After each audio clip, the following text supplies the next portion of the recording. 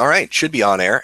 Just wait for the stream to actually catch up with the fucking YouTube channel. We should be good to go. Or is it still dead on me? Let's find out. Oh, still says starting soon. Please stand by. Fucking delays. Just give it a moment. Hopefully it actually works. Unless I gave everybody the wrong link, which would be funny as shit.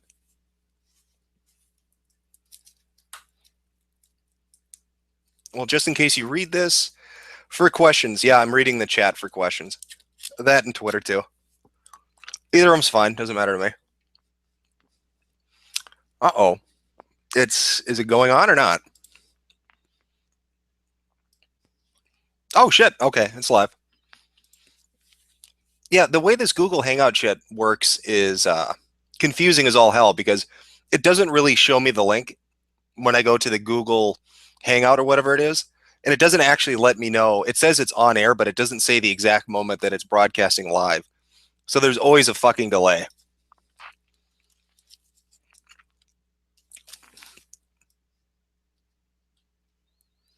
All right, let's see what the sound is like. All right, sound quality's not horrible shit. So yeah, I figured I'd do a stream. I had to push the video back till Saturday. There's a lot of shit going on, and I had people dropping me information too, so it gives me a little bit of time to look into it. But this is not some super serious stream, so ask whatever you want, whatever you guys want to talk about. It doesn't really matter to me. I was going to do this in 3 hours, but a bunch of Brit bongs were saying that it's too late for them, so I figured fuck it. Am I a big guy for you, Orinor? For you, I am. Are you the guy in your pic? No, I'm not the guy with the wig. That's just a random Google image search. From what somebody tells me, it's a costume company. So I'm guessing that means that I don't know. There's a whole outfit out there. Everything you see, it's an entire fucking outfit. Hey Jim, what do you think of the death of 4chan? Feels shitty, man. I like 4chan.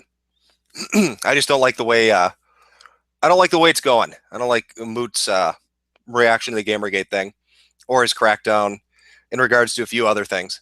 It feels like he kind of did a 180 on what his stated stance was. Because when Sherrod ended up, shutting down Encyclopedia Dramatica to go do whatever fucking website it was, Cheeseburgers or whatever the hell it is, she'd done some presentation and Moot was in the audience. And he asked her if she felt it was right to basically, I can't remember how he phrased it, but it wasn't right to fuck over your user base. So it's just weird. I've seen Moot give speeches and I've heard him talk before, and his recent actions don't really line up with that very well. What's my favorite game? Everybody fucking asks that. And every time I give a different answer. I'm not consistent.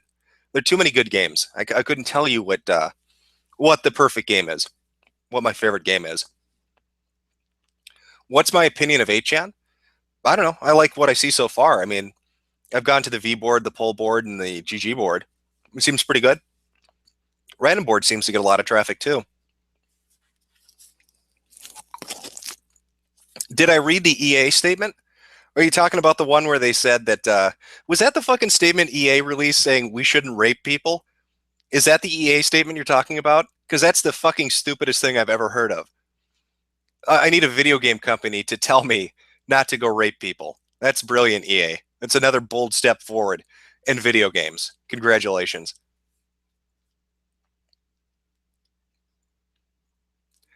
Your thoughts on the whole Xseed boycotting shit from the other day? I'm going to guess you were the pissed off person asking me on Twitter why I retweeted that.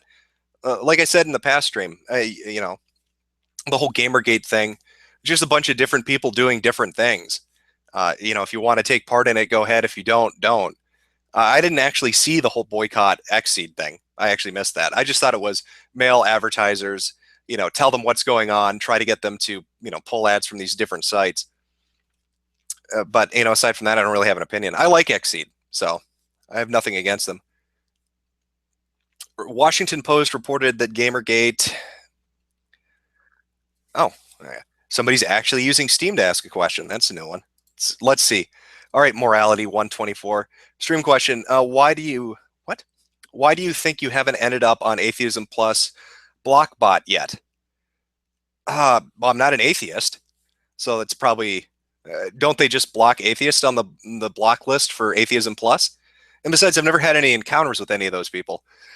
I'd imagine that what Thunderfoot and Amazing Atheist and Justicar and all those guys would probably be on the block list, but they don't know who the fuck I am, so that's probably why I'm not on it. Hello, aristocrat. Hello, Alex Vance. Nice, nice name. Hi, Lopeng. King of Pole confirmed child-hating cyber raped shitlord. When did he get that new title? Jim confirmed for Weeb. Yeah, hey, I like some anime. I'm not gonna lie. There's some anime series that I like. Fuck you, Jim. I went to get food and missed the beginning. You didn't miss much. My streams are a fucking disaster every time I do them, so it's not like you're missing anything. All right. They block misogynist. Mundane Matt is on it, as is Sargon. Well, I guess that means I'm not a misogynist. So thank you, Atheism Plus, for agreeing that I'm not a misogynist. It's fucking great. That's a great endorsement from social justice warriors. It's fantastic. IA, are you a deist? No, I'm not. Who are you going to main in Smash? I don't have a Wii U, so I'm not going to main anybody. But I did buy a DS recently. Or no, I'm sorry, fuck. A 3DS. All these fucking names are so similar. I still mix up PSP and Vita anyway, so what the fuck does it matter? I bought a Nintendo 3DS XL. I had a gift card to a electronics store, and it was on sale anyway, so I ended up paying like $40 and got it with what is that fucking RPG? Mario and Luigi Dream, whatever the fuck it is. And then I bought a bunch of other games and shit. I've been having a lot of fun with it though. What the fuck did I even pick up? Legend of Zelda: Link Between Worlds, Pokemon X, Bravely Default, Professor Layton versus Phoenix Wright Ace Attorney, and then like I got a bunch of shit used too. Super Street Fighter 4 3DS edition, which was probably a mistake because I'm shit at fighting games, but whatever.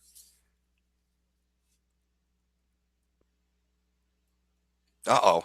And the sound cut out here. Nope, it didn't. All right.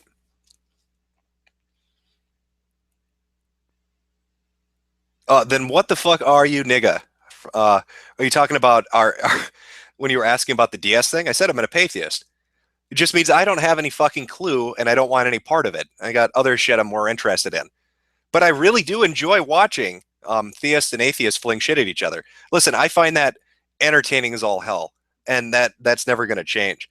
Like 5 or 6 years ago, you saw a lot of YouTube atheists really just dropping the fucking hammer on creationists on YouTube, and that was funny to watch because people like Venom Fang X and those kind of guys, just watching them lose their shit was really entertaining. It's flipped on its head now, where atheists are the ones getting mocked constantly with all the fedora jokes and banana jokes. It's cyclical. It'll swing back around again. Vita has no games. Why, I wouldn't know. I don't own a Vita. I learned my lesson with the PSP. I bought that fucking thing and played Luminous, and that was about it. Oh, and Final Fantasy Crisis Core, but my friend's girlfriend dropped my fucking PSP on the ground and shattered it, and so after that, I never was able to complete the game. Hello, shitlord. Hello, Brad Childless.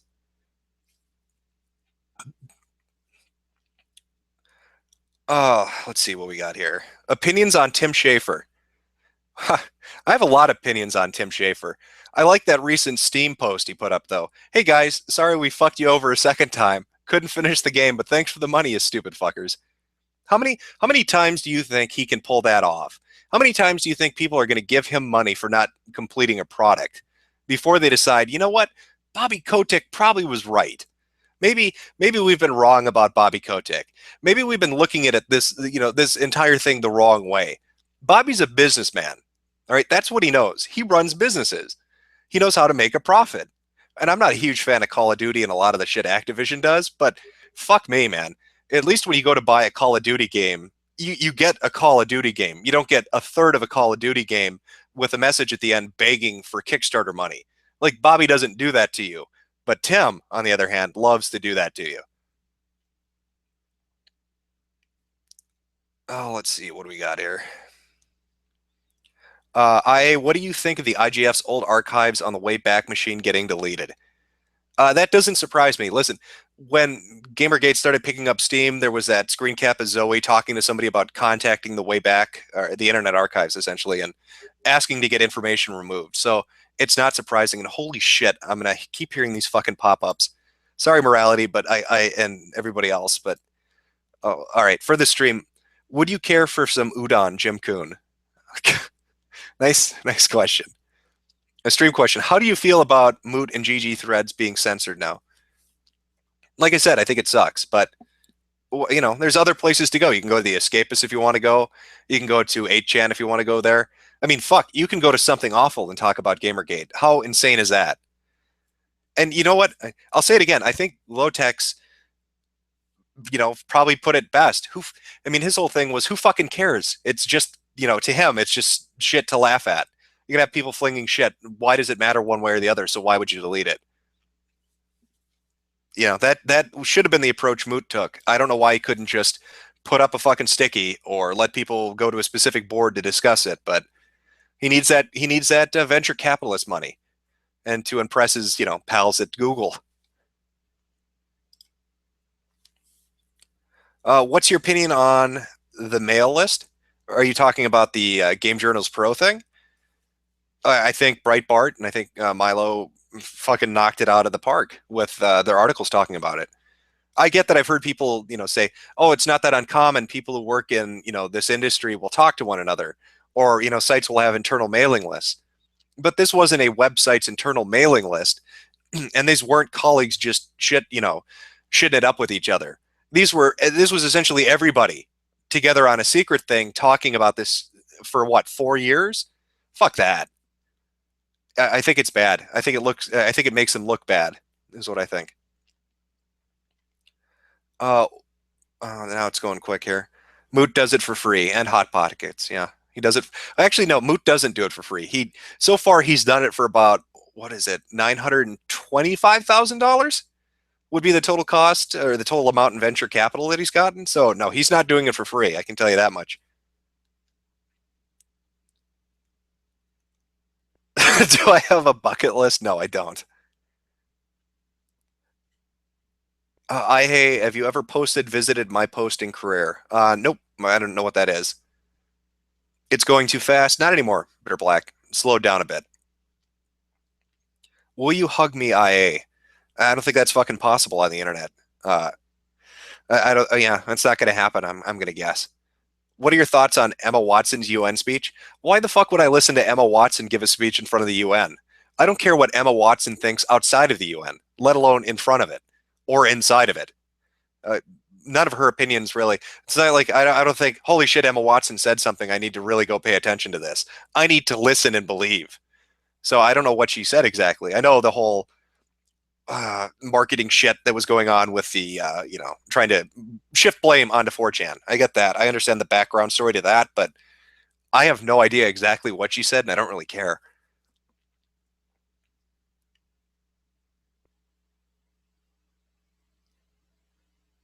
Jim, you bastard, check Twitter. All right. Well, let's check Twitter. From P from Penis Weenus. All right, Dead Wing Duck. Have you seen the image that reveals Depression Quest's extreme similarities to Silver String's label maker? Fuck, that sounds familiar. Didn't Arini, didn't he post a video like yesterday? I didn't get a chance to watch it. I saw it pop up and a couple of people retweet it, where he's like, "Let's play." Was it Silver String's label maker? Maybe that's what that was about. I should have taken a look. Then I'd have more idea what you're talking about, but I didn't get a chance to. Are you going to go more? What is this? Are you going to go more about 4chan video and internet stuff, or do you plan on talking about politics and social issues? You talking about for the YouTube channel? It's just what you see up there is what it usually is. Talking about like the Tumblrisms and Hugbox stuff. I mean, that's all about, at its core, that's all about social justice warriors, really hypersensitive people on the internet that get upset about stupid, trivial shit, and usually profiteer and are the worst kind of people to have to associate with. See NeoGaf for a fucking example of that. You're probably getting spammed right now, but once again, here's the EA link. Okay, I'll take a look at that in a second. Thank you. Uh, Gives me a better idea of exactly what they said. You may be an asshole, but you're my kind of asshole. Why bother with the GP? We don't fucking need them. You're talking about GP Gaming Press? You know, I get it. I get it. People are like, they're irrelevant. They're not needed. But again, well, look at EA with their dumb statement. What do you think's going on? I mean, it's not just them fucking with us, the consumer. They have the power to fuck with the companies making games. You really think EA would be releasing statements like that? Do you think BioWare would behave in the way it does if it wasn't getting information saying that this is how gamers are, or this is what's, they respond to? So, it swings both ways. The gaming press needs to get their shit sorted out. And people like Kuchera need to be gone. It doesn't even look like his colleagues particularly like him. And I sure as shit know we don't like him. I don't understand how he's so entrenched. Um, the interesting thing about Kuchera was he worked at Ars Technica, right? And I believe he worked there. And the mailing list, or I'm sorry, the Game Journals Pro Group started on Ars Technica. So I don't know. It feels like there's more to that. It feels like there's a lot more going on to that particular thing, but people haven't had a chance to really dig through it all. Let's go back to the stream chat here, see what people have to say. You literally can search on YouTube and see new games for yourself. Yes, you can, but I can't search on YouTube to go and talk to the developers themselves. I can't talk to Sony or Microsoft or Nintendo themselves through YouTube. Well, maybe Nintendo Direct is trying to bridge that gap. That's one interesting thing about Nintendo is they kind of, I guess, sidestep the whole gaming press thing before anybody really was bitching about it being the issue that it is, right now at the moment. They're like, fuck it. We don't need to do conventions. Fuck it. We don't need to really deal with the press. We'll just do Nintendo Directs. It's a pretty good idea, really. 2,000 viewers, congrats. I can't really tell because every time I do one of these fucking things, it always stalls up on a number. So I don't know who's in here, how many, or, I can't actually see it myself. Say it to my face, Jim. All right, awful Alice, I'll say it to your face. But seriously, though, the Otherkin video, yes, that will be the next. Listen, the next Tumblrisms is either going to be rape culture or Otherkins. I'd like to do Otherkins personally because that's a whole level of insanity onto itself.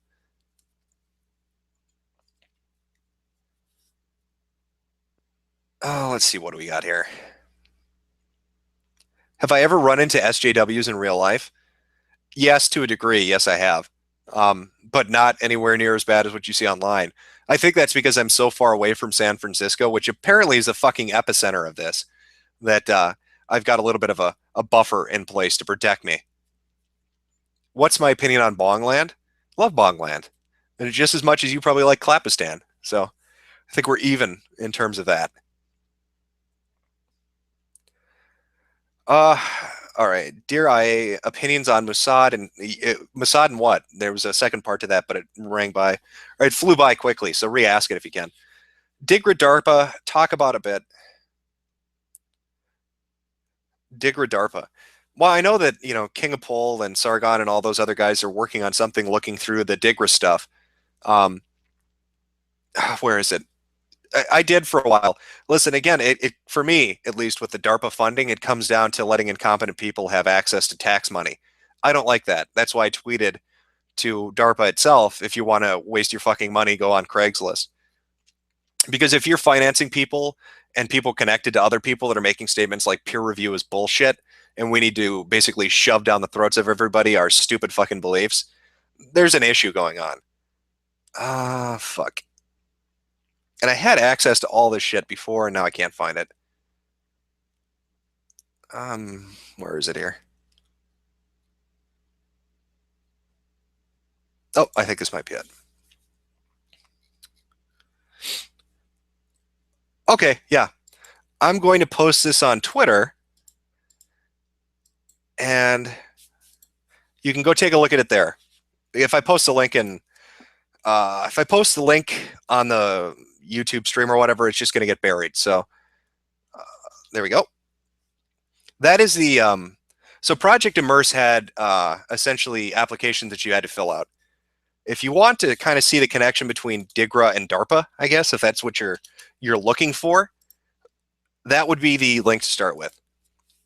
Because that particular individual, Michael Mateus, I think, that's again, I think that's the guy that did Facade, if you remember playing that game. I think this is the guy who designed it. But he's done keynote speeches for Digra, from what I understand. He's done a lot of research for them for years and years and years. And if you, another cool thing, if you go to the website that he's listed on, let me see if I can find the name of it, the particular one. Is it? It's not the School of Engineering. Where is it? Fuck. Oh, if you go to Center for Playable or for Games and Playable Media, and then you look under people, and not faculty or staff, but look under students. You'll like this. And then scroll down to the bottom of the page and look under digital arts and new media. Look at the names listed there, and you'll see that a particular name should stand out from that leaked Digra conversation. And I believe that person was a student or is a student of his. So there are a lot of connections. It's interesting shit.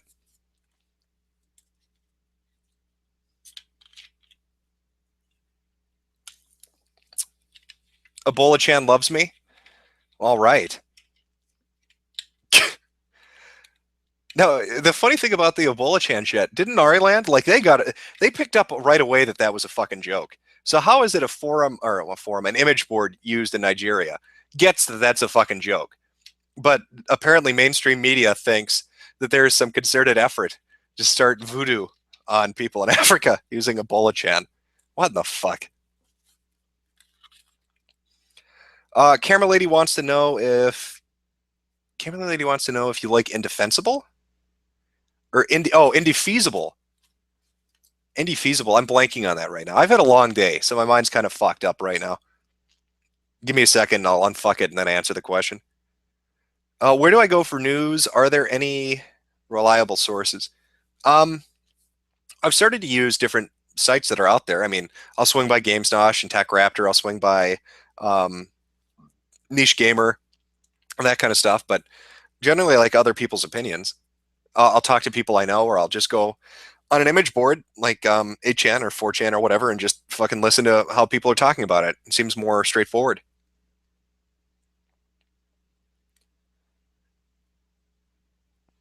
Thoughts on 8chan's founder Hot Wheels? I've seen a lot of posted about him.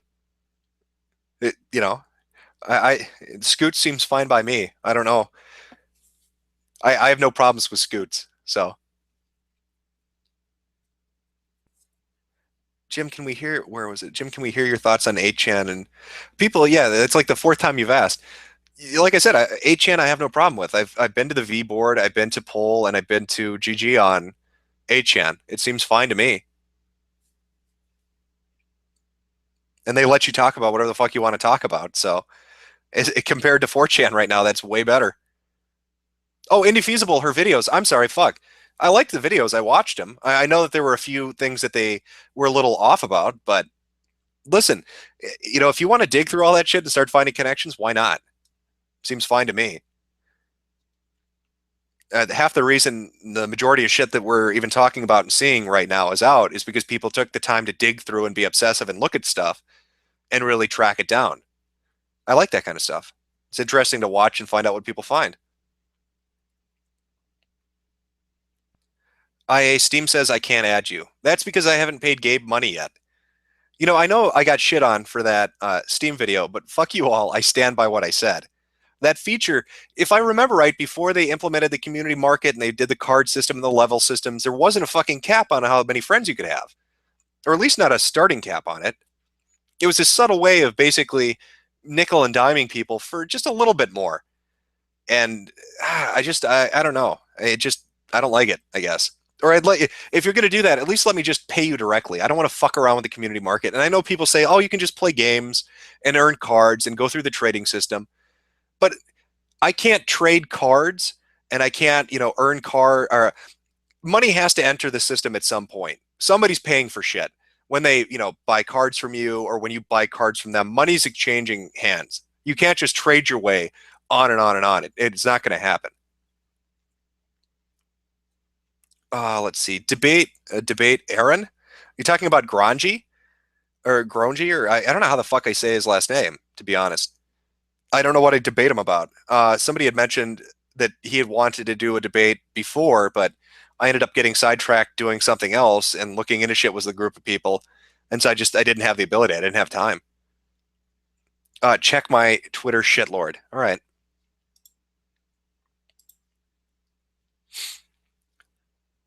All right, Jim. Thoughts on Rebecca Watson's GG video she released last night? I haven't even seen it, so I don't actually know what her video's about.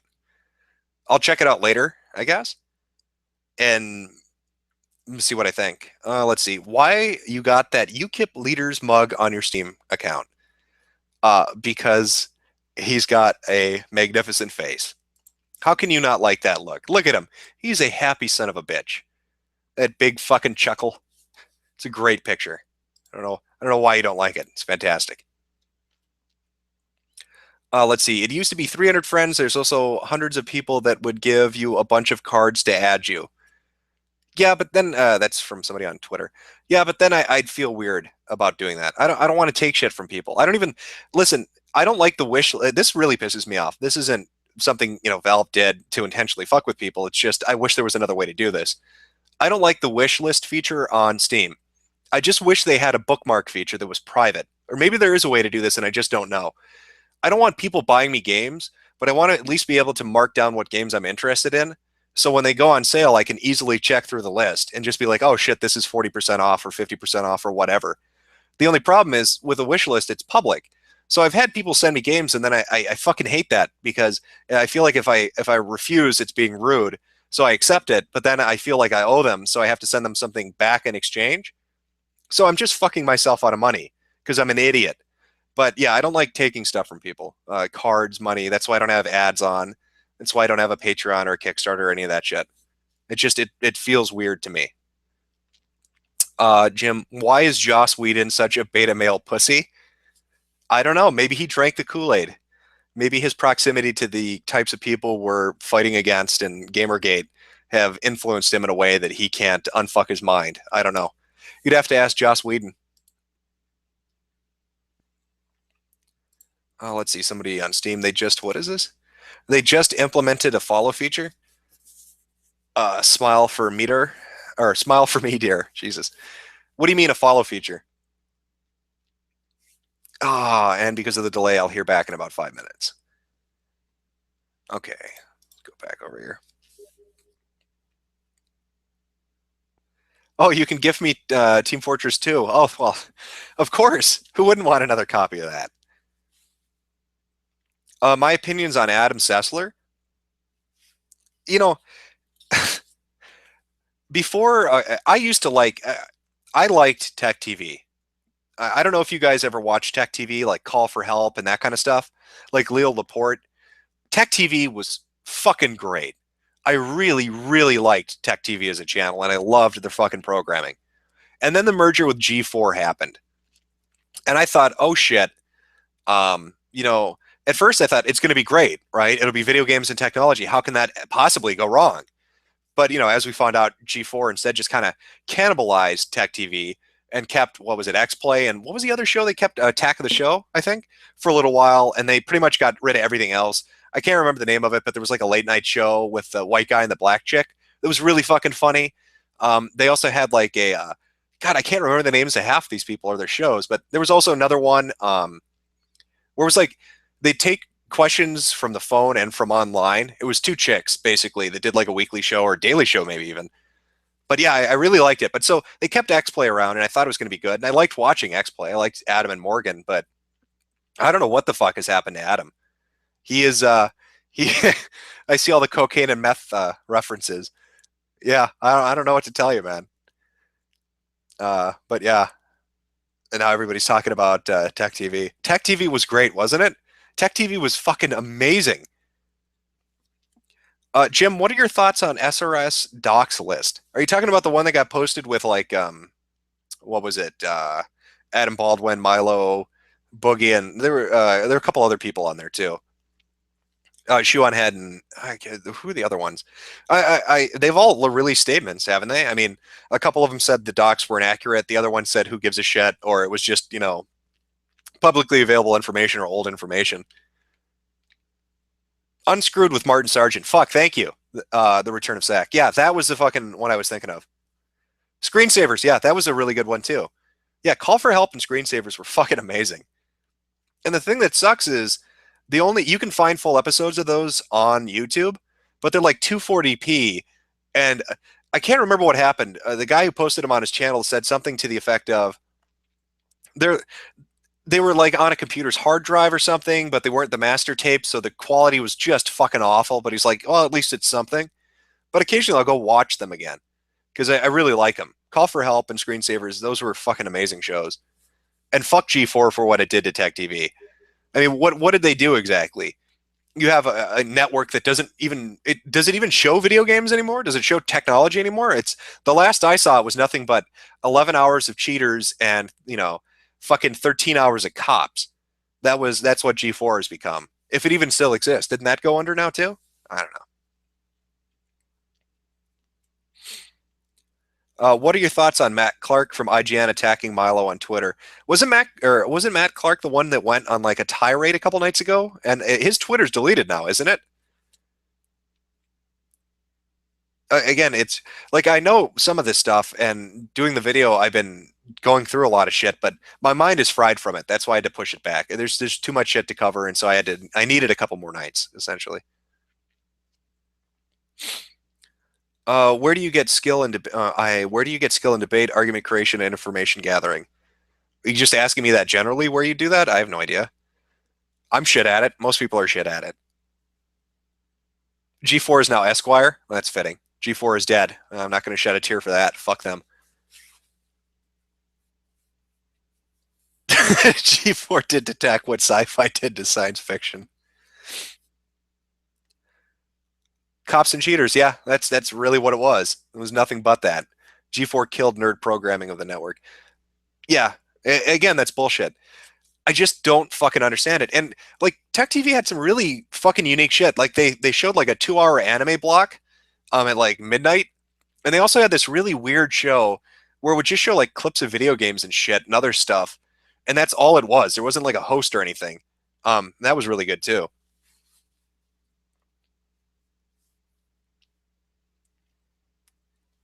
Let's see. When do you think you'll go back to Sisisms? Will you mention the Homestuck fandom? Yeah, like you're talking about Tumblrisms? Yeah, I already mentioned the next one will either be rape culture or otherkins. And yes, I will eventually talk about Homestuck.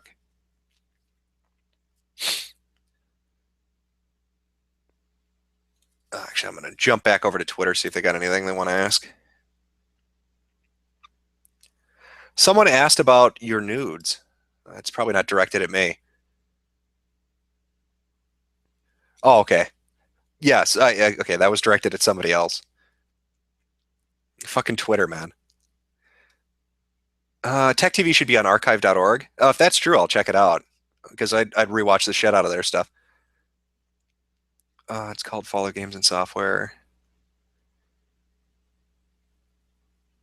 Oh shit. Okay, I see what you're saying. So there is a way basically to bookmark games you're interested in, so it doesn't show up on wish list.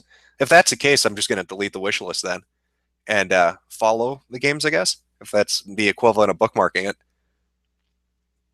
Who do you think is behind the doxing, finding capitalist hack, Milo Needle, escapist DDoSing? Don't want this to end without knowing. If I had to guess, I'd just say it's a third party fucking about. More than likely, I don't know. Could be a whole host of things. I think you've got you probably have groups that are on fuck, I don't know how to explain this. I'm gonna say it's a third party. There have been some statements that make me think I have an idea, but I don't know for sure. Anytime there's a shitstorm going on, there's always going to be completely unrelated parties that are drawn towards it that just want to wreak a little havoc and have some fun. That would be my guess, but I can't say for sure one way or the other. Internet scat. People like you, and they're going to give you free shit because they appreciate you. They don't expect anything in return. Yeah, listen. I don't like the feeling of when you accept something from somebody, you're beholden to them. That's the way I look at it. And I don't like the feeling of owing somebody something. That's why I pay my bills on time. That's why, I steer clear of like credit cards and stuff. I don't like the feeling of owing or being indebted. And I get what you're saying, like, oh, if somebody gives you a gift, whatever. But to me, for whatever reason, it feels like I owe them. I don't know them. They just gave me something. It feels like I should reciprocate. It feels like the thing you should do. Oh, let's see what else we got here. Is Funny Junk actually a bastion of free speech, or is it just a bunch of hype? When this all started, it was, and it still is, really one of the only sites you can post whatever the fuck you want on. I'd say Funny Junk is what it's saying it is and the way it's behaving, which is letting you post whatever you want. So as far as alternatives go, if you've got something you want to post related to, games journalists or Gamergate or whatever, Funny Junk would be a place to go. They're not going to block you and ban you and delete your content.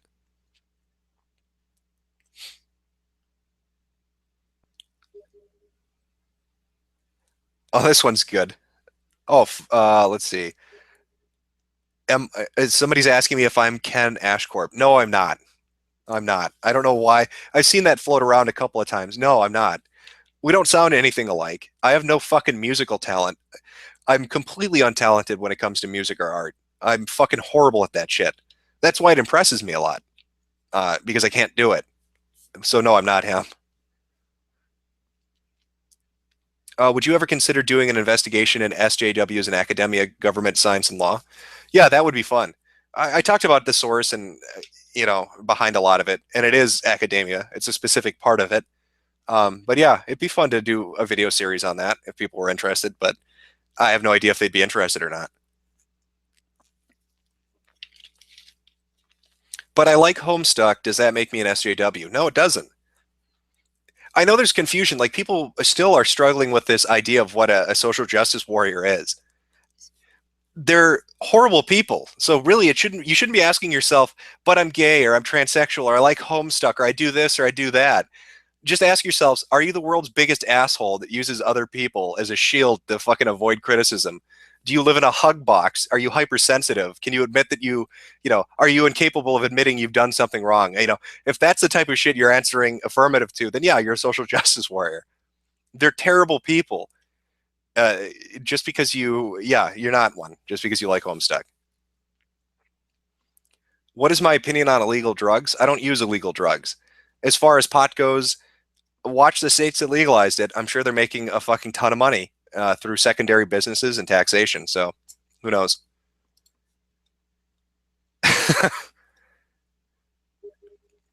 Do I ever read the Tumblr in Action subreddit? I'm not. I've mentioned this before. I'm not a redditor. I don't use Reddit. I have on occasion gone to Tumblr in Action because somebody linked me there, and I have gone there twice in relation to there was a specific Tumblr blog for one of the videos that I could not find.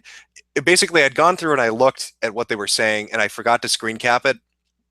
And when I went back, it was gone.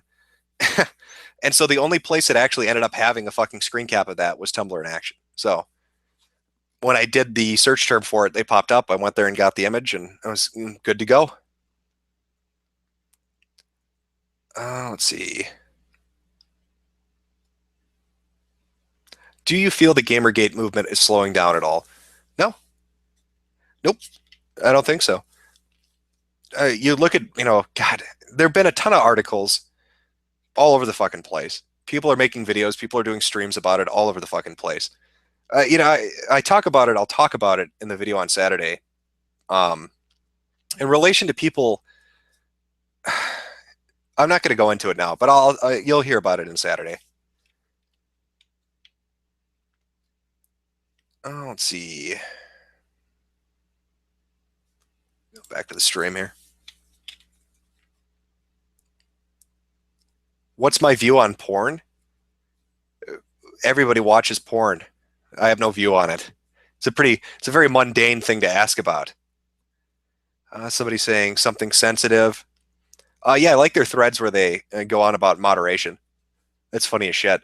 If I don't know if you've ever gone there and seen the threads where they talk about something awful moderators and go through who they are. Those are a riot to read.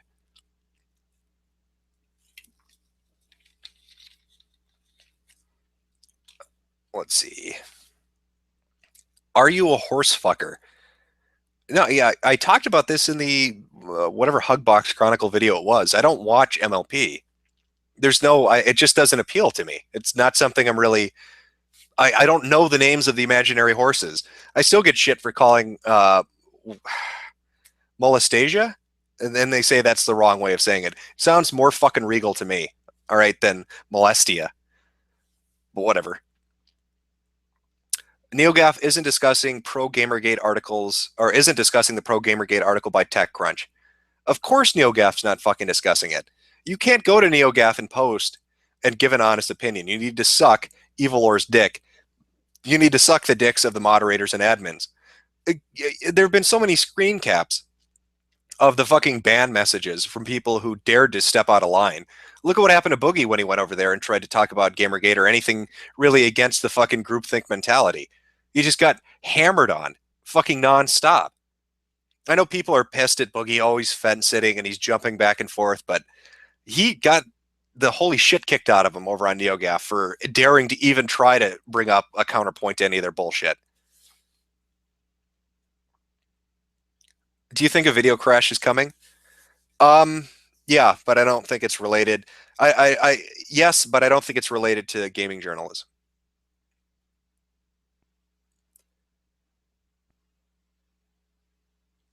I'm sorry if I'm going silent here for minutes at a time. I'm trying to read through shit. How cringy is MLP? I don't even know. I don't fucking watch the show unless you're talking about like the. Are you talking about the 4chan board? I went by the 4chan MLP board when I did the video about whatever the fuck her name was, and just the crazy shit about that. I went into a thread and asked them for information, and they gave it to me. The board seems fine to me. I walked in. They know I'm not a fucking. They know I don't watch the fucking show, and I'm not part of the whole brony shit. But they were nice enough when I asked them for the information. What do you think of the 4chan nude hoax? I thought that was funny how quickly the mainstream press turned around on that. You talking about ranting and stuff? Oh God, 4chan's going after Emma Watson, and ooh, and then the next day it's nope, it was a giant fucking hoax. So that was pretty entertaining to watch how quickly that turned around. Even social justice warriors hate NeoGAF. No, they don't. They live at NeoGAF. Is where social. You want to see what I'm talking about? Go to NeoGAF and try to talk about.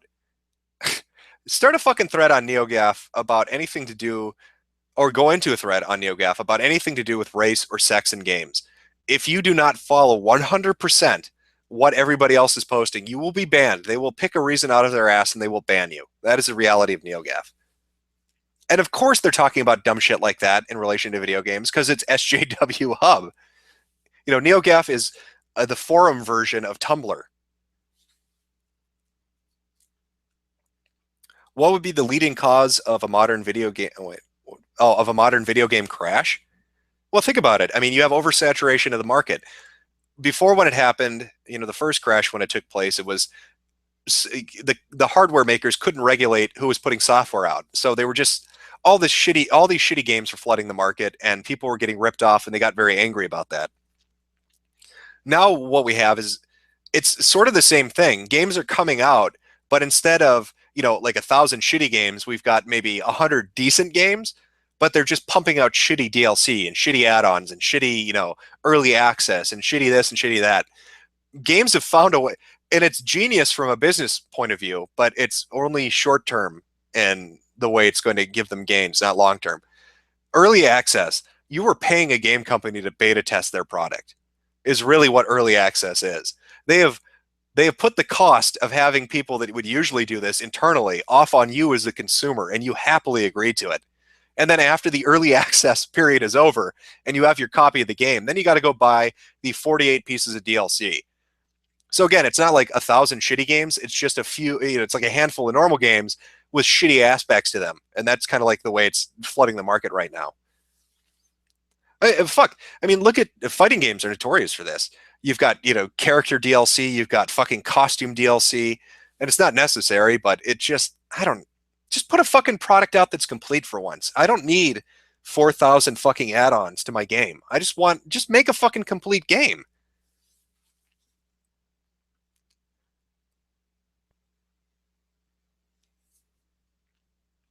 Somebody's talking about MILFs. That's always lovely.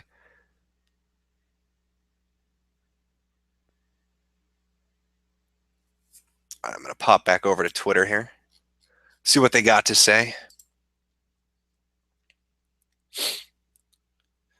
I'm blown away by how little self-awareness the mainstream media publications show.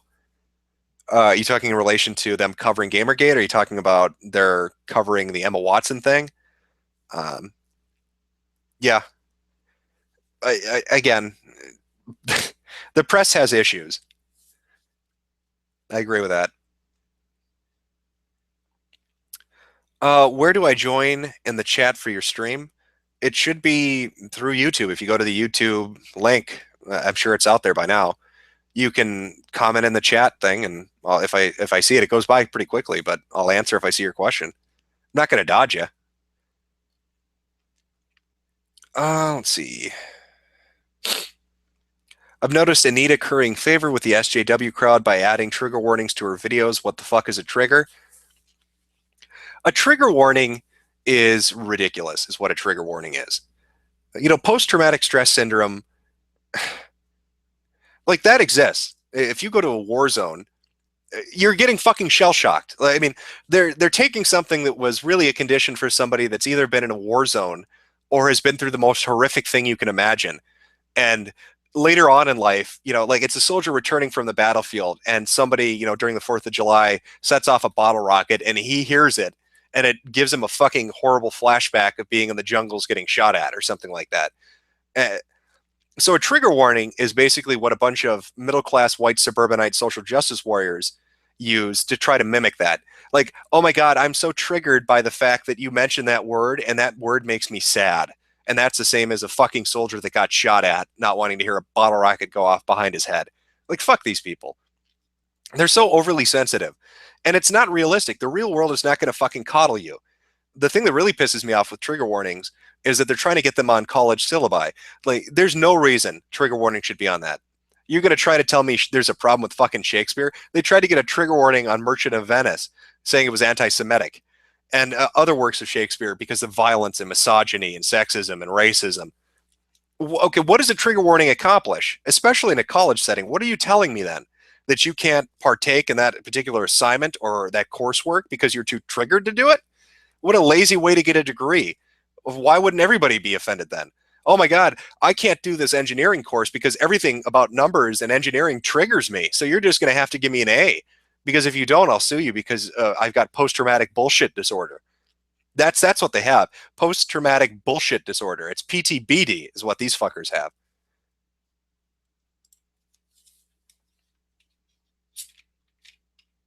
Twitter PTSD is apparently worse than the real world PTSD. Oh, somebody's asking to play Gauntlet. That's from Steam, by the way.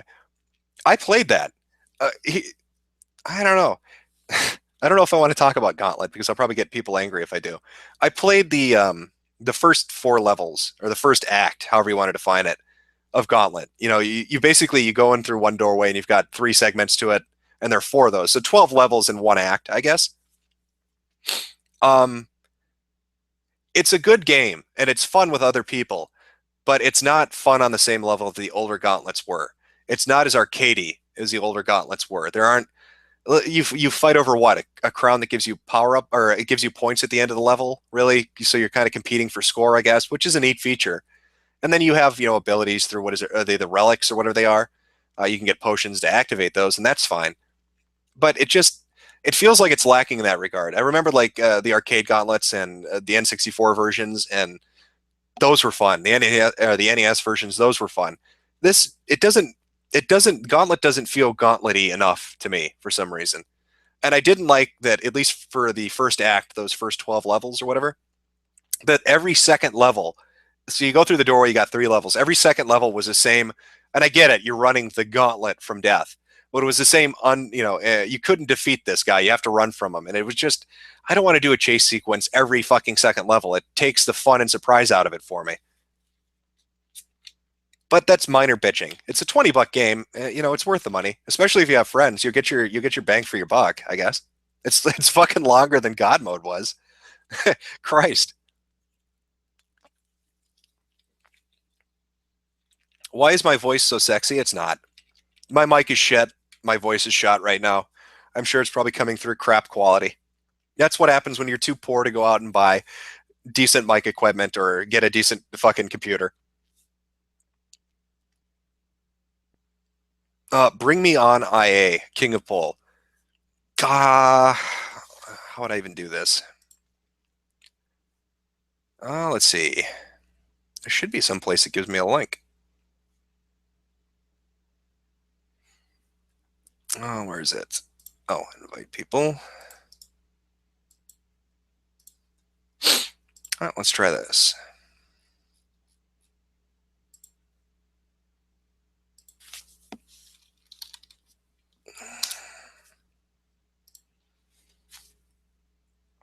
Oh, that's right. You can't send fucking private messages unless you follow somebody. Some stupid shit like that. All right, try this again.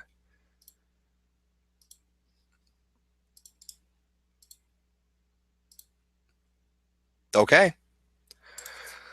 If that was actually King of Pole and you wanted to come on, I sent you a DM with the fucking address invite. Unless it's somebody just fucking with me, in which case the random invite just went out. So, good luck, troll.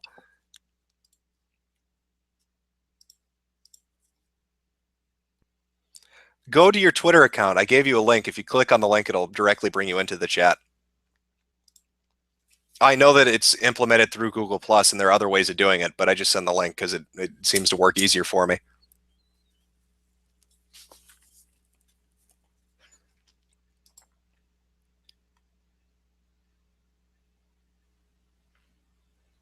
Let's see.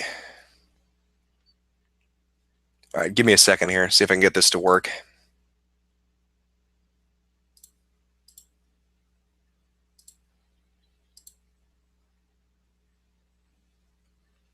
He's all confused now, I bet.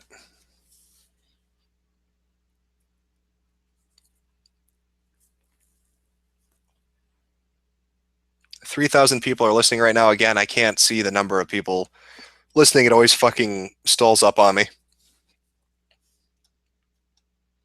What do I think of Sony, Nintendo, and Microsoft? I don't own any of the next-gen systems, which is, yeah, I'm calling Wii U next-gen. I know that's funny, but... Am I in? Am I good? Let me mute shit. I believe so. I think you're in. Oh, what's up, man? I literally was just fucking around, but I didn't really expect... Okay. How's it going? That's going fine. So... Oh, God, I'm just reading your chat, man. It's going insane. Do you like Blizzard games? You know what? I'll let you continue talking. I'm going to be quiet for a moment. Okay. Yeah, I like Blizzard games. Play a lot of StarCraft. Brood Wars. Brood Wars, not this fucking StarCraft 2 shit. You was talking about the Digra stuff. I didn't know if you were you said we were looking into it. We're still digging into it. We keep giving stuff to Milo. And he's just like looking into it more so for us to verify things of what we can, and then it comes really right back to us. So in that aspect, I mean, there's so much stuff coming in and out. I literally got chewed out the other day because I gave too much out, and it's like we're trying to contain it because we keep catching shit. Right. Well, my recommendation would be looking into Mateus. That's going to be your linchpin link between the two. You talking about Mayo? You talking about Mayo, the president? No, Michael Mateus, the guy who takes the applications through the games program at UCSC. Yeah. His name is the guy. He's the guy running Project Immerse. He's the gatekeeper. If you want to work on Immerse, you go through him. He's also connected to Digra, and his students include Squeaky, the chick that was in the leaked Google. Yeah. If you get a chance, go look at the president and go look at some of her articles. Yesterday, I don't know if you watched my stream yesterday. Yesterday, we were reading one of her articles she wrote, and she was talking about her. It's crazy, and she was talking about her experiences with Anita Sarkeesian, and this was back in like 2011. She wrote this article, and she was just a chairman on the board of all the Digra communities. And when we started finding out there's actual chapters of Digra in each country, and there's really it's cultish. Oh yeah, okay. So we found a UStream, and I'm not going to go into where that UStream is. And it's one of the chapters, and they were like we had to decipher because it was another language, and there was like they were dropping big names here and there, and then they were talking about like indoctrination tactics of how to bring people into this, and the plans that they had, like agendas that they were going to be pushing to continue on whatever the hell they were doing. There was some stuff with an Australian chapter that came out, videos from there. There's not much videos out there, surprisingly, on these guys. They keep. Well, you need to look at stuff like Critical Theory. You need to go look up those videos because that's got a lot of, like all these groups. Again, there's a lot of interconnectedness because the people that are parts of these different groups all communicate with one another and they all do different events with one another. But yeah, it's very cultish. That you want to call them social justice warriors, cultural Marxists, whatever label, doesn't really matter to me. But you've got stuff like Digra, and if you look at XOXO Fest, which is just supposed to be this tech thing, right, out in fucking California. You could call that a cult itself. Have you seen some of the things on there? Yeah, but that's what I'm saying. Go look at the people, all those pictures you're looking through? Yeah. Yeah, go look at the people who were giving those presentations and find out what they're connected to, and that's a whole fucking big works. Well, we did, and there was a lot of Gawker Media and Vox there. I mean, there was a lot of people. We started with Leah Alexander and Anita, obviously, and then we kind of just moved down the list. And that was like where we started. And we started moving down there, and it led to like shit like Patreon, and we were looking into money laundering and like dump accounts that led to crazy ass shit. Like we'd find like a dump account where there was just this blank account, but it had a Twitter, and Twitter was only active when money was sent out or siphoned through something, and then the only people that it was that followed it were like major companies. Like there was one with like Asus and another. It was really weird. It was like weird. Like I don't know. We kind of ran into a dead end with that one for a while, but just the shit that was going on with that, and then the guy who runs Patreon and the founder of Kickstarter as well. There's a lot of shady shit, and if you guys anybody in the chat, because there's like 3,000 of you guys, like you were saying before, if you guys are good at digging, better than us, because we're just fucking couple guys, just like you guys. There's nothing like me, Sargon, Rogue, all of us that were in these public Skype calls, sitting down, and we were like, okay, let's start banging some shit out and spending like hours and hours just going and siphoning through things. Which last night we were doing the archives thing. That was a fucking debacle.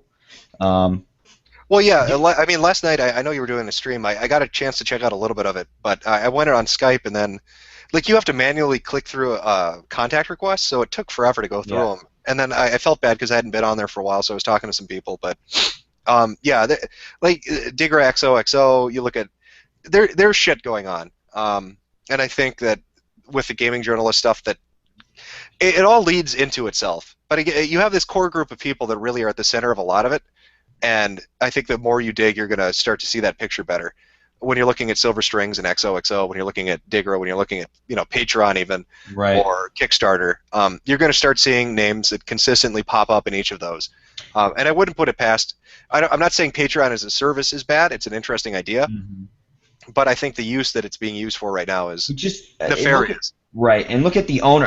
If you ever get a chance, by any chance, I don't know if you want to look into it, but look into the owner of Patreon and who he's connected to, and then it's going to lead back to a guy named Jonathan McIntosh. If you take the time to find out who that guy is, you're going to have a lot of fun getting into a whole video about that guy. Just look in John McIntosh if you ever get a chance. That guy is really, like you just said, the name that keeps going back is that fucking guy. And that's you're talking about... Wait, we're not talking about McIntosh. You're talking about a different guy. We're not talking about the one connected to Anita, are we? Yeah, that guy. The guy who's supposedly the puppet pulling the puppet strings. Everybody keeps saying. I don't know whether or not. I'm not going to say that, but it's just all I'm saying is every time we go back, it's like Anita, and then from Anita it goes to John McIntosh, and then it's like we look at it, the way that we were looking at it was like this guy seems to be interjected with like every piece that kind of comes together. And see, that's the thing with sacred cows. Like they treat Anita and they treat people like Zoe. They treat these people like sacred cows, but then you can't look into them. You can't debate them. You can't criticize them. So what perfect front, you know what I mean, for doing shit that's underhanded? Because you can't go after them. So why wouldn't they be connected to it? They know they're never going to get touched. Right. And it's just I don't know. In my like I said, I'm just a guy, and there's only a few of us, like maybe like a dozen of us that have been doing this, and we've been doing it for hours and hours, and we just take the time to research it. And like I said, just like you, Jim, it's like if you guys in chat, if you're good at that kind of stuff, you should really take the time to look into this stuff. And if you get stuff and it's credible, send it to the right people. You got Milo, email it to these fucking people that will get stuff done. So I think that's really where that comes into play, because it's like I said, the stuff I'm talking about we're still looking into, and it's just dropping name here is theirs, but there's a lot of stuff. Yeah. Like I said, it's interconnected. There's a lot of shit. They wash each other's. One hand washes the other kind of shit. Yeah, that's kind of. It's very creepy. Yeah, it's scary. Me and Sargon say scary. Some people said creepy, because the stuff that we've especially with the Digra chapter thing, that was the scariest shit I've ever seen. Because the shit, especially if you guys ever take the time, go look up the Australian Digra chapter video and go take your time to watch that, and then you'll immediately be like, okay, I don't know what the fuck Digra is anymore. Right. It's not. So weird. It's not related to gaming. Oh, well, I mean, I touched on this in one of the streams, but and I'll say it again because I think it bears repeating. Or no, I talked about this with Milo during his radio thing. Gamers are an enormous demographic, and that has a lot of potential in elections for voting. If you can influence the way gamers think, and if you can influence the way they talk and behave, you can influence how they vote. So, there are two ways of doing it. You can approach gamers as a business and say, hey, I'm going to be up front, and this is how we're going to conduct shit. Or you can try to do it underhanded and guilt trip them into behaving a certain way. And I think with Digra and stuff like that, it's guilt trip. We're going to badger you so much that you agree with our ideology, and then you vote the way we want. And I know that sounds silly, but again, it's a billion-dollar international industry with. Look how many gamers, or how many fucking PS2s and Xboxes and shit have been sold in the United States. You have a lot of people who played, Super Mario Brothers when they were kids are voting age now. So it doesn't surprise me you're going to start to see vultures circling that hobby. I mean, that makes sense in a sense. If you're like comparing it to something like when the Democrats were using the illegal immigrants to kind of bring them in for you know what I'm talking about, like buying votes kind of thing. Yep. But I don't know. I just want to disagree because when I look at it in my perspective, I look at it as like, okay, the people who are definitely coming involved. It's kind of like what's the words I want to use here? I'll tell you what the best if you want to term it. The best way you can describe it is a serendipitous conspiracy. Like people have ideas. Yeah. They have this idea that like a conspiracy is a bunch of people getting together before something happens in a dark room where nobody can see them and saying, how can we take over the world? But a serendipitous conspiracy is you have a bunch of really shitty people that all have shitty goals, and at some point they notice each other and they're like, oh fuck, let's work together to make that happen. So. It's happenstance that they all happen to come together. See, the reason why I put holes in that is because we sat down and we started looking at the people who were behind a lot of the stuff that was pushing it, Matt Lee, Zoe Quinn, Anita Sarkeesian, all those kind of people that were really behind this, the Ben Kucheras and stuff. And then we started, we signed up for like Ancestry.com and stuff, and we started looking up their family heritage and where they were coming from. And the majority of these people are what you would be calling hedge fund babies. And it was just, and our mind, like me and Sargon were sitting there, and we're like, so are these guys just kids that are just rich kids and this is their pet project, or is there more to it? I mean, it was so fucking confusing as we were looking at it, but it was just there. It seemed like the majority of these people who had a lot of the influence were really like really rich people or had rich families and rich backgrounds to fall back on, and it just seemed like hedge fund kids. Like this was their thing where they just wanted. Of course, they're hedge funds kid. Like a lot of these, again, it goes back to the social justice warrior perspective. Yeah, of course they're hedge fund kids. They don't know what it's like to have a shitty life. They've never struggled. So they invent oppression so they can, try to vicariously live through it. They don't know what it's like to live in a gutter, to have a shitty job, to live in a country where you get your ass kicked for being a certain way. So they invent all these things like microtransact or aggressions, whatever the fuck they are. They invent this imaginary oppression so they can feel good by feeling bad. It's just, they're fucking twisted people. They really, really are fucking twisted people. Yeah, and exactly. But here's the weirdest thing about the whole thing when we started finding about the hedge fund stuff is that the families that we were looking at, the majority of them were people who worked in businesses like Wall Street. Like there was a guy who did analytics for Wall Street, another guy who would audit the accountants who handled big business money in New York City, and they're all connected back to kind of mostly New York City and Chicago, a couple in San Francisco here and there. But the majority of them, they worked with the families. Why were like CEOs of big companies that handled finances and big stuff. And so we sat back, and I was like, so they're capitalists, right? So why the fuck would their kids come out and be the way they are? Or are they globalists in the sense that when they look at that, you know what I'm saying? It was like so confusing when we were looking back at how these kids were all triggered back to rich families and being hedge fund babies. It just made no sense why the families are like that unless they're globalists, in my opinion. Right, but I mean, you find that happening a lot. I mean, kids generally rebel against whatever their parents are. But that's the funny thing. They have no problem living off mommy and daddy's money, but they don't like mommy and daddy's business. Yeah. Fuck daddy for being a CEO or, running a bank or working on Wall Street. How terrible. Capitalism is bad. But I'll use his millions of dollars to sit on my fat, lazy ass and bitch about it. Right. I'll use it to make connections to fuck with other people's lives. Right. And that was the kind of thing we're sitting there. And so when we were all looking at it, because it was obvious that the majority of the families, it was like, well, these people are capitalists. Just the way they run things, the way they do things, it would make sense that they're capitalists. in that aspect. But I was like, but unless they're globalists, because their kids are fucking running amok and playing crazy. And I was like, how do these families stay out of the limelight to where they don't want to get the shit? And then, like, a prime example, Zoe Quinn. I know she's irrelevant, but when we were looking into her, like, her last name and her whole name doesn't even match up to what her real name is. And, like, she adopted a name from, like, her adopted, or not adopted, I'm sorry, from, like, her new father or whatever, and their mother got remarried. It's like, I don't know. And maybe the kids are trying to get away from it. I'm not entirely sure. It's just interesting when you look at it. It's nothing really to look there, but it's just interesting to kind of get an understanding of why these people do what they do. And it kind of ties back to some of the stupid shit they say. That and stuff like Matt Lee's talking about cultural Marxism. That's like a whole nother. I don't even understand that. No, we want the talking about the Frankfurt School, that kind of stuff. Oh, but well, look, these people, and like we're reading the stuff like the Mayo, the president of DIGRA right now, the Mayo stuff, and we're reading it out loud on my stream, and we're talking about how the stuff they're saying was like cultural Marxism. It was stuff like, we don't want the gamers, and gamers are dead. We want the non-gamers. And then it wasn't just them saying it. Like, there was people like big companies talking about they want non-gamers. Developers talking about they want the new gaming demographic. And it's like they want these people to make the choices, the decisions for people in gaming, but they don't like games. That's like saying that's like making a horror movie. One sec. Somebody said, "Have I done a stream with Sargon?" No, I haven't. But if he's out there and wants to join in, have him message me on Twitter. Oh, I get him right now. He's on. He's a great guy to talk to, by the way. He's a really, really smart guy. And yeah, I watched his videos. I like his videos. He's an indie dev, by the way, too. I didn't know that. He's an indie dev. I had no idea. But it's very interesting. Is he working on the hit sequel Fez 2? Did he buy Polytron? No, he's working on a game that's kind of he'll explain. I'll let him if he wants to talk about his game. It looks pretty cool. I'm excited for it. But hold on, let me see if I can message him real quick. I know he's on. He logged on and said hi to me. I just didn't pay attention to my shit because I don't ever. There he is, right there. He said, "Did you enjoy the dig?" He's asking me about the DIGRA stuff. He's like, as soon as he comes on, it's the first thing he starts talking about is more DIGRA because we've been looking at this stuff the whole time. Mm-hmm. Oh, sorry, I'm bleeding. Oh, put a Band-Aid on? I'm bleeding in chat, but you go ahead and do your thing. I know. I'm sorry about that. Oh, okay. I'm an idiot. I'm sorry. Don't mind me. All right, yeah, I'll go back to chat questions here.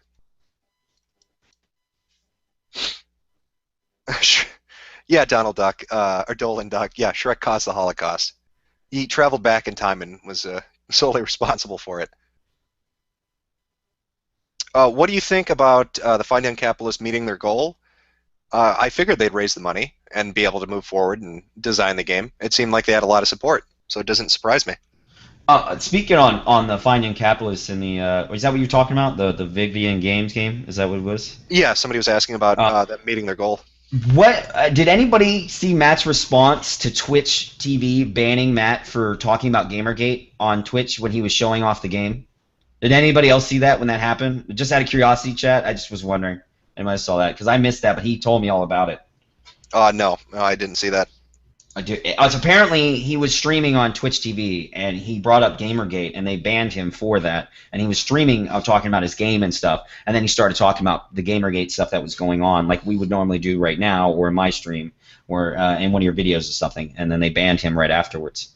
So I thought it was very. I haven't talked to him since then, but he just complained. He just bitched at me about it for a little bit. He was like, "These guys are dicks." And I was like, "I'm sorry. I don't know what to say," you know.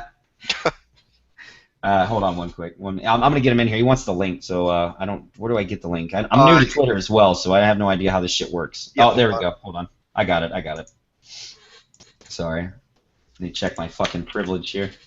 I think no. Is it the right one? I don't know if this is right. Maybe just give me the link because now I'm linking retarded shit, and I just got like 22 messages in my dump box. Here. Hold on one second. Yeah, no problem. Yes, I am a shitlord. Absolutely. God. All right, and then if you just want to copy and paste it and then just send it to him via DM, there you go. It should be the same link I sent you. Okay, hold on. Let me see if it's working here because I copied it and they tried to give me like some Twitter thing. Maybe that's why. Let me see if I can open a new. No. See. Hold on one sec. I got it now. I just had to open it and then recopy it. It's just a pain in the ass. And then he's gonna come in here in a second. Sorry.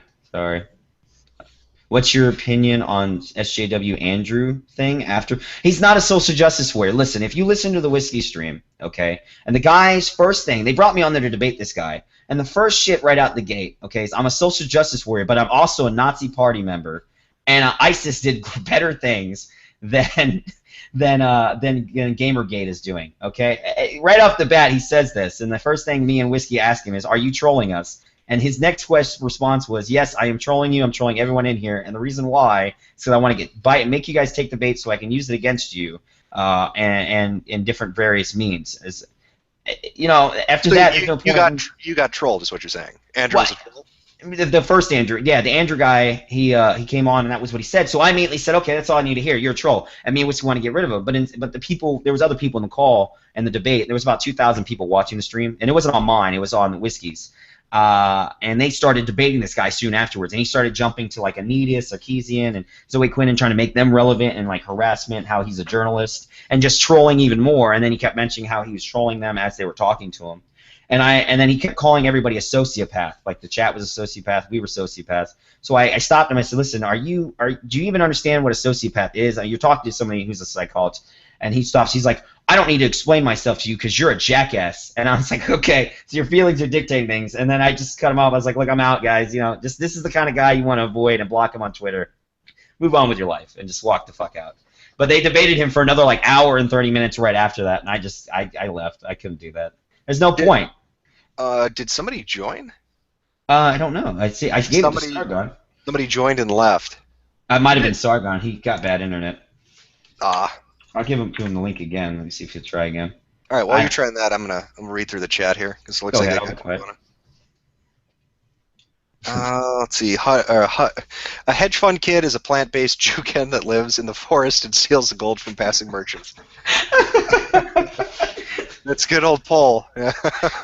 Speaking of polls, so I got emotes on my channel. The Hitbox guys gave it to me, and I had the guys vote on it. And so I asked them if it was okay. So the emotes they picked were like the angry merchant guy, absolutely disgusting. I got George Zimmerman's face in one. Someone tried to do Tyrone or Trayvon Martin. You guys, Dorner's one of them. You guys are fucking ridiculous.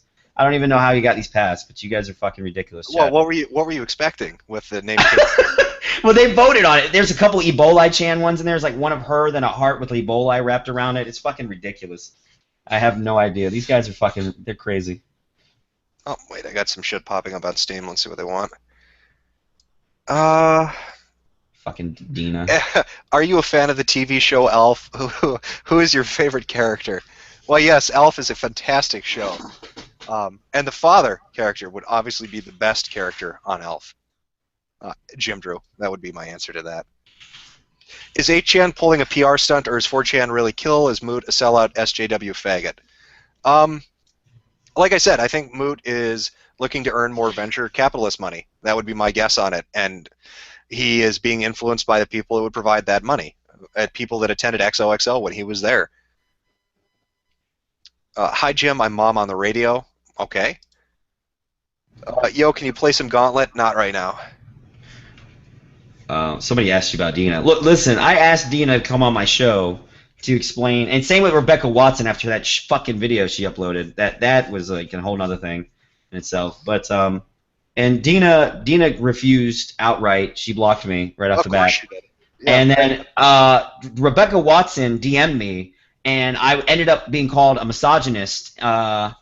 And was blocked right afterwards. So that was my response to her, at both of them asking them nicely if they would like to come on Friday to talk to me, an internet aristocrat, about their standings and why things are happening in Mining Number 9 and what's going on with that, and Rebecca Watson's standing. Well, like I said, they're fucking cowards. No, you're rarely going to get anybody to accept an invite on the other side. It's really hard. I'm not gonna lie. I got one, and that's that one guy that is going to be coming on tomorrow. And I talked to him for 4 to 5 days straight. And before I vetting him, because it's so hard.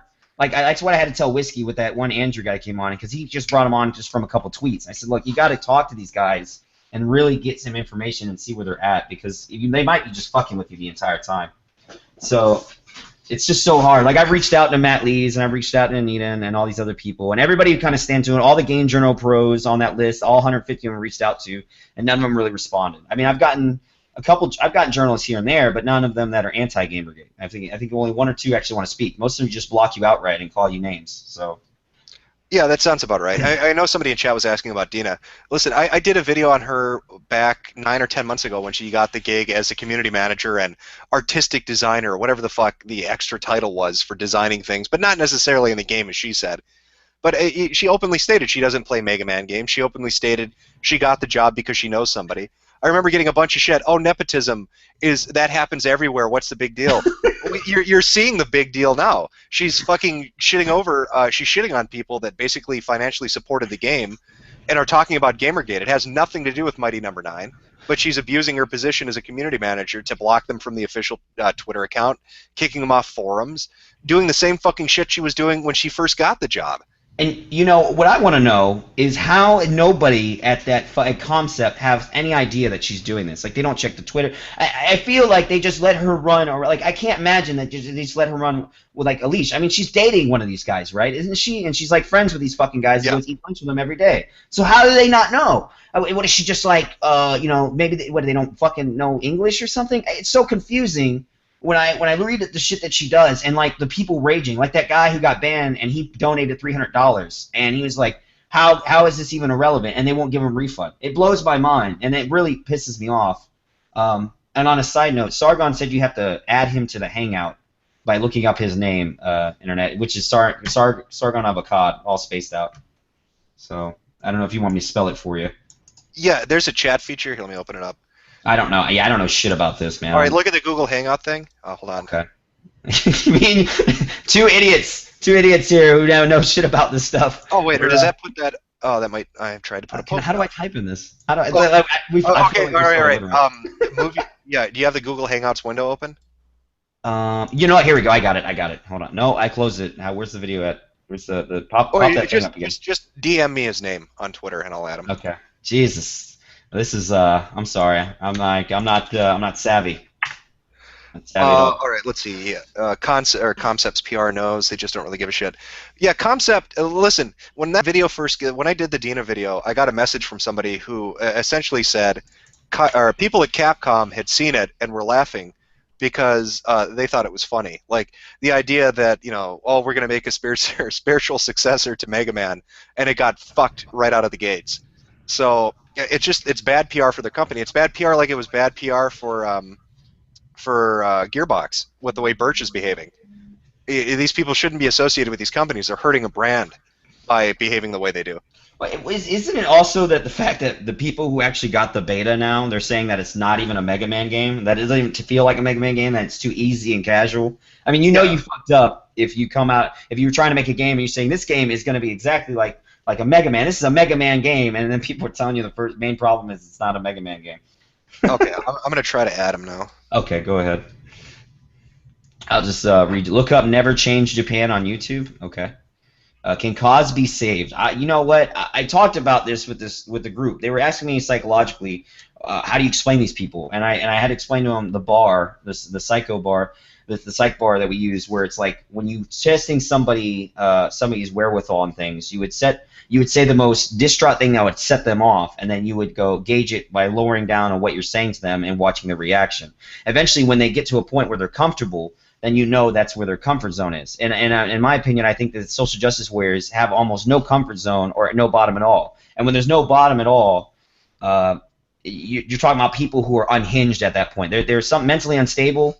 And they don't really realize it. And most crazy people won't know that they're crazy. So that's something you really need to understand. Somebody who's really sick, mentally unstable at the time, and things are going on with them, they don't know for the most part, because acceptance is something that it comes in with the reality of you have something wrong with you. So they won't think they're crazy, and then paranoid delusion sets in. It's literally a fucking, it's crazy, bro. Okay. I sent him an invite, so I hope that went through. So that's just a little bit for you, chat. Like I blew some minds. I was doing what's called the tap test, and the tap test is very interesting too on some people because they wanted to see what I was talking about, and I gave a prime example with that. Which, if you guys ever are bored and you want to fuck with your friends, get a random picture, just a picture. It doesn't matter what it is. It could be anything, and tell them to write a story or to look at the picture and tell a story about what's going on in that picture, like just without giving them any information. They could be whatever they want. and then do that with like 2 other people, and it will never be the same story. No one has the same exact story, and the reason why is because they project the things that's going on with them, or at any like everybody projects a certain amount. They'll project things into these pictures, and they'll do things. They'll say things that will make sense to them, and you can read the person or what kind of person they are or what they're going through with their thoughts. So it's interesting. One sec, I got some questions coming through. What happened with Pitchford on Twitter? I got into a discussion with him because somebody had asked something, and Pitchford had called the guy a coward for not wanting to reveal his real name and address. And so I'd asked Pitchford if he was so brave, why not comment on what his employees were saying, which was Anthony Birch making statements that there were connections to different gaming websites. He made allegations. He essentially alluded to the fact that IGN is bought and paid for. I know it's a big joke, but he publicly declared that. He also made allegations that Gearbox games get good reviews on Destructoid because his relationship with the site owner and the history he had there and the people he knows there. And so I wanted to know what Birch's response was. And his response to that was essentially, who cares? He said, who cares? What games have you ever bought off a false review? I don't care, is basically what his fucking response was. And then he ended up deleting all of that after he got off his never-ending fucking plane ride. Because apparently he couldn't discuss that anymore. He was on a plane. And then he landed and I guess deleted all those tweets. But take my advice, Gearbox. You don't want bad PR, and Birch is giving you bad PR with the fucking mouth on him. Don't be silly. He's still flying in that plane, man. Come on now. All right. So do we get the right guy here, or is it? Yeah, this is Sargo. I think you've got me. Yeah. Okay. Yeah. All right. Can you hear me, guys? Yep. Can hear it. Grand. How are you all doing? Good, man. Doing good. We were talking about the Mayo thing and the Digra earlier, just a little bit of it, and the hedge fund babies. The discussion of that one when we looked into with the ancestry shit we were doing. Oh my god. Yeah, a bunch of fucking rich kids. Can you believe it? you know what it reminds me of? Who were those two? It was a bunch of rich kids. This is from like the 1920s. They were very well off. They were very affluent, and they decided they just wanted to kill somebody to see if they could get away with it. That's what it kind of reminds me of. Oh, Probably. no, I've heard of that. They were like very, very high, standing, wealthy families that were established. They wore there was a movie about it where they wore like owl masks and shit. Let me see if I can. I know exactly what you're talking about. These guys were one of the first. Well, they were back then. They were considered serial killers in their own sense, but when they were caught, they had. Leopold and Loeb, Chicago's serial killers. Yep. Just looking around now. But that's what it reminds me of when you're talking like hedge fund babies, when you're talking about that kind of stuff. It's these rich kids that are disconnected with the real world, again, and want to invent oppression and hate mommy and daddy, but will live off their money. Well, I mean, it's that, and then the stuff that they talk about. Like I said, it's like this cultural Marxism stuff that they start talking about and pushing. That's what it seems like they talk about, at least. And then when you ask them about it, they don't really understand what the hell they're saying. So it makes me wonder if they even understand what they're promoting. Oh, as for somebody's asking, what are my thoughts on Thunderfoot getting banned on Twitter? I think it's bullshit. There's no reason he should be banned on Twitter. There's no fucking reason he should be. It's absolute crap. He obviously got bombed by false reports, and he never posted anything that was anywhere near being against the terms of service. Are they ever going to lift that, or is he still locked down? I don't know. I know he did a video addressing it, but he was obviously doing other shit, so he couldn't afford, from what he was saying, the experiments were expensive, to fuck about with it too much. But right. I don't know if they've lifted it yet or not. But there's no reason he should have been banned. That's complete fucking bullshit. What are your thoughts on Carmack's response to the gender gap? Base Carmack, I think that he was absolutely fucking right, in my opinion. I agree. I think he stated the reality of it. It's not that they're denying women positions. It's just women aren't applying. They're looking for the best person. That's all. Why? I don't get that about social justice warriors. Why do they hate the idea of merit? Why should the person who is most qualified for the job not get it just because they're male or they're white or they're straight? Oh, that's easy. That's easy. That's because they don't have any fucking merit. And they know it. They all study gender studies and whatever, and that means they've got no practical skills, they've got no real-world applications, so now they have to whinge their way into whatever that is they're trying to do. Is this going to delve into that conversation where you talked to me about the bead store? Yeah, I can tell everyone about the bead store. Go ahead. I'd love to hear it. A couple of years ago, I visited my sister, who is a devout feminist, in Bristol. And it's Must, must have been a lovely trip. No, no, no. They're not. They weren't. I mean, this was like 2008, probably. In fact, it was good few years ago now. But no, it probably wasn't that long ago. But it was, when the economic crisis was happening, and I was at Cash Point and I turned around, and in front of me there were two shops. One was like a hardware shop or something like that, and the other one was a bead store. And the hardware shop had closed down because it had gone out of business, and the bead store had people coming and going in and out of it. And I was just like, what kind of fucking town supports a bead store? That's all it sold. Just beads, colored beads. Apparently they liked making shitty, tacky jewelry, I guess. Must have been popular. It's just, oh, good God, what kind of economy do these people work on? Good God. Well, to be fair, you really, once you buy a hammer, you're pretty much set for life. But I guess those beads are such low quality, you need to buy them every fucking day. Somebody wants to know your thoughts on the Sarkeesian effect. Yeah, people have asked me about that a bunch of times. Listen, if they want to make a documentary and dig into it, why not? They got, in both, Jared, Owen and Arini got a lot of shit for even talking about wanting to do that. Again, it was blowback. How dare you even want to look into that? Anything that's treated as a sacred cow should have its shit examined. That's my opinion on it. So when people say, "How you can't make a documentary about Anita Sarkeesian? How dare you?" Well, then I want to see the fucking documentary. You know what I mean? It's all the more reason to do it. Absolutely. Right. Exactly. Yeah. Yeah. What do you guys? Did you guys want to know anything about what I've found out about Digra? Because I'm going to be. Yes, absolutely. I'm going to be doing a video about it tomorrow, actually. Yeah, if you want to share, man, go ahead. Well, yeah. I mean, it's basically it was founded in like 2002 by people who were proper academics. They weren't gender ideologues, and you can see that around 2006. It's a surprisingly old institution, and around 2006, feminists started infiltrating it, and now it's dominated by feminists. They are all dyed-in-the-wool, man-hating feminists. See, I really wish you had said 2007, because that would have been the most spectacularly perfect timing. Well, actually, I say 2006, but that was just. Let me just get a link up. Hang on, let me just check something. Because if you can tie this into Bazinga, that's going to be fucking great. I'm actually not familiar with what that is, but I tell you what, if you can give me some names. Oh no, yeah, there's this little image macro that goes around where it's lol nerds in their video games from like 1986 all the way up till 2007, where women feminists start to infiltrate gaming. And in the thread, somebody was like, "What happened in 2007?" And somebody's like, "When did Big Bang Theory start to air?" And it was in 2007. So it's referring to Sheldon Cooper making that Bazinga joke. Right, okay, I wasn't aware of that. Sorry. Yeah, no, that image has been around everywhere. So that's why I was saying if you could have tied it in, that would have been great. Well, it would probably have made more sense in 2006. What you were saying, what were they Were they just getting into it in 2006? Sorry, is that what you said? So I mean, maybe in 2007, that's probably when the foothold was actually starting. You're probably starting to see it. Right. It just goes back to, again, they co-op shit. So you're saying it was started by proper academics, and so this group comes along and sees it, and they co-opt it and fucking shit it up.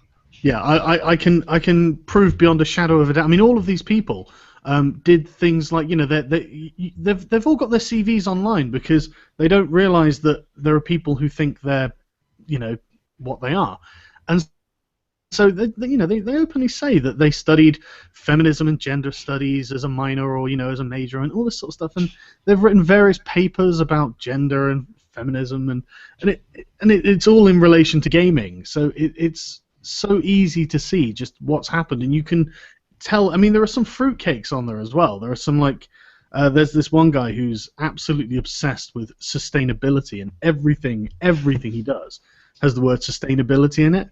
And it's just like, right, okay, he's just an ideologue of another stripe, But sorry, let me just find this thing a minute, and so they did to Digra what they've done to everything else. They fucking got in and they used it as a shield for their bullshit profiteering and their bullshit philosophy. And I bet you the people that were the people that were originally connected with it, the founders in 2002, have they distanced themselves from that at all? Oh yeah, the way that the Digra board works, the executive board of Digra, it's by voting. Oh God, they got voted out of their own fucking organization. I Yeah. think they may have done. So it's Occupy think Wall Street, the fucking organization, is what this is. I'm Yeah. not joking, right? Yeah, Tanya Kruwinska or something. Are you talking about? Was that the president, Sargon, that we were looking into that we talked about? We Yeah. tried to contact. Well, not well. They've had a couple. In 2006, it was Franz Majara or something, some guy from Finland, and he's like a gaming academic. I mean, he has an article or a paper where he talks about diversity of games, and you think, oh God, you know, this guy's he was one of them. But he's actually talking about game types, like chess, Dungeons and Dragons, Quake, you know, all that sort of thing. That to me is what you would be talking about when you're talking about diversity in games, you know. But then he, in 2006, is voted out, and in 2007, Tanya Kruwinska's in there, and she's a proper gender ideologue. She's absolutely dyed in the wool, and then you can just see like the numbers of them grow, and you can like Esther McCallum Stewart, right? In 2007, she joins. No, sorry, in 2006 she joins, and she's just on an open seat. She's nobody. 2007 she's a nobody, and then in 2010 she's the vice president.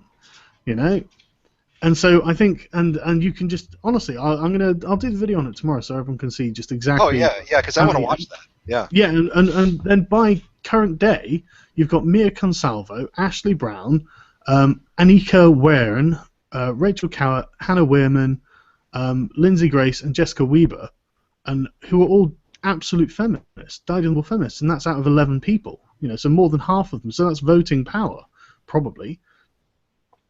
I would say so. Yeah, you can exactly see how these people, exactly as you say, they just join something. I imagine they sweet talk their way in because these guys aren't particularly handsome guys, and I don't really think that. I don't really think they're. I think there's definitely they're playing on their gender. These women, I think they really think they are. I mean, I can't prove that. Obviously, that's entirely conjectural. But right, but I mean, I think I've met these type of people before. You know. Right, but I mean, I think it plays into a common flaw with academia, is you've got intelligent people that aren't street smart. You know what I mean? So they're so focused on what they're researching, or they're so focused on the ideas that they're exploring, they don't understand that they're getting fucked essentially, and the way they're getting fucked until it's already happened. Is that why we have Common Core? Please tell me. Don't even get me started on that fucking abomination. I showed Sargon the video of the guy who's like, Oh my well, you guys have too much white privilege, so that's why we have Common Core. Did you hear him get booed?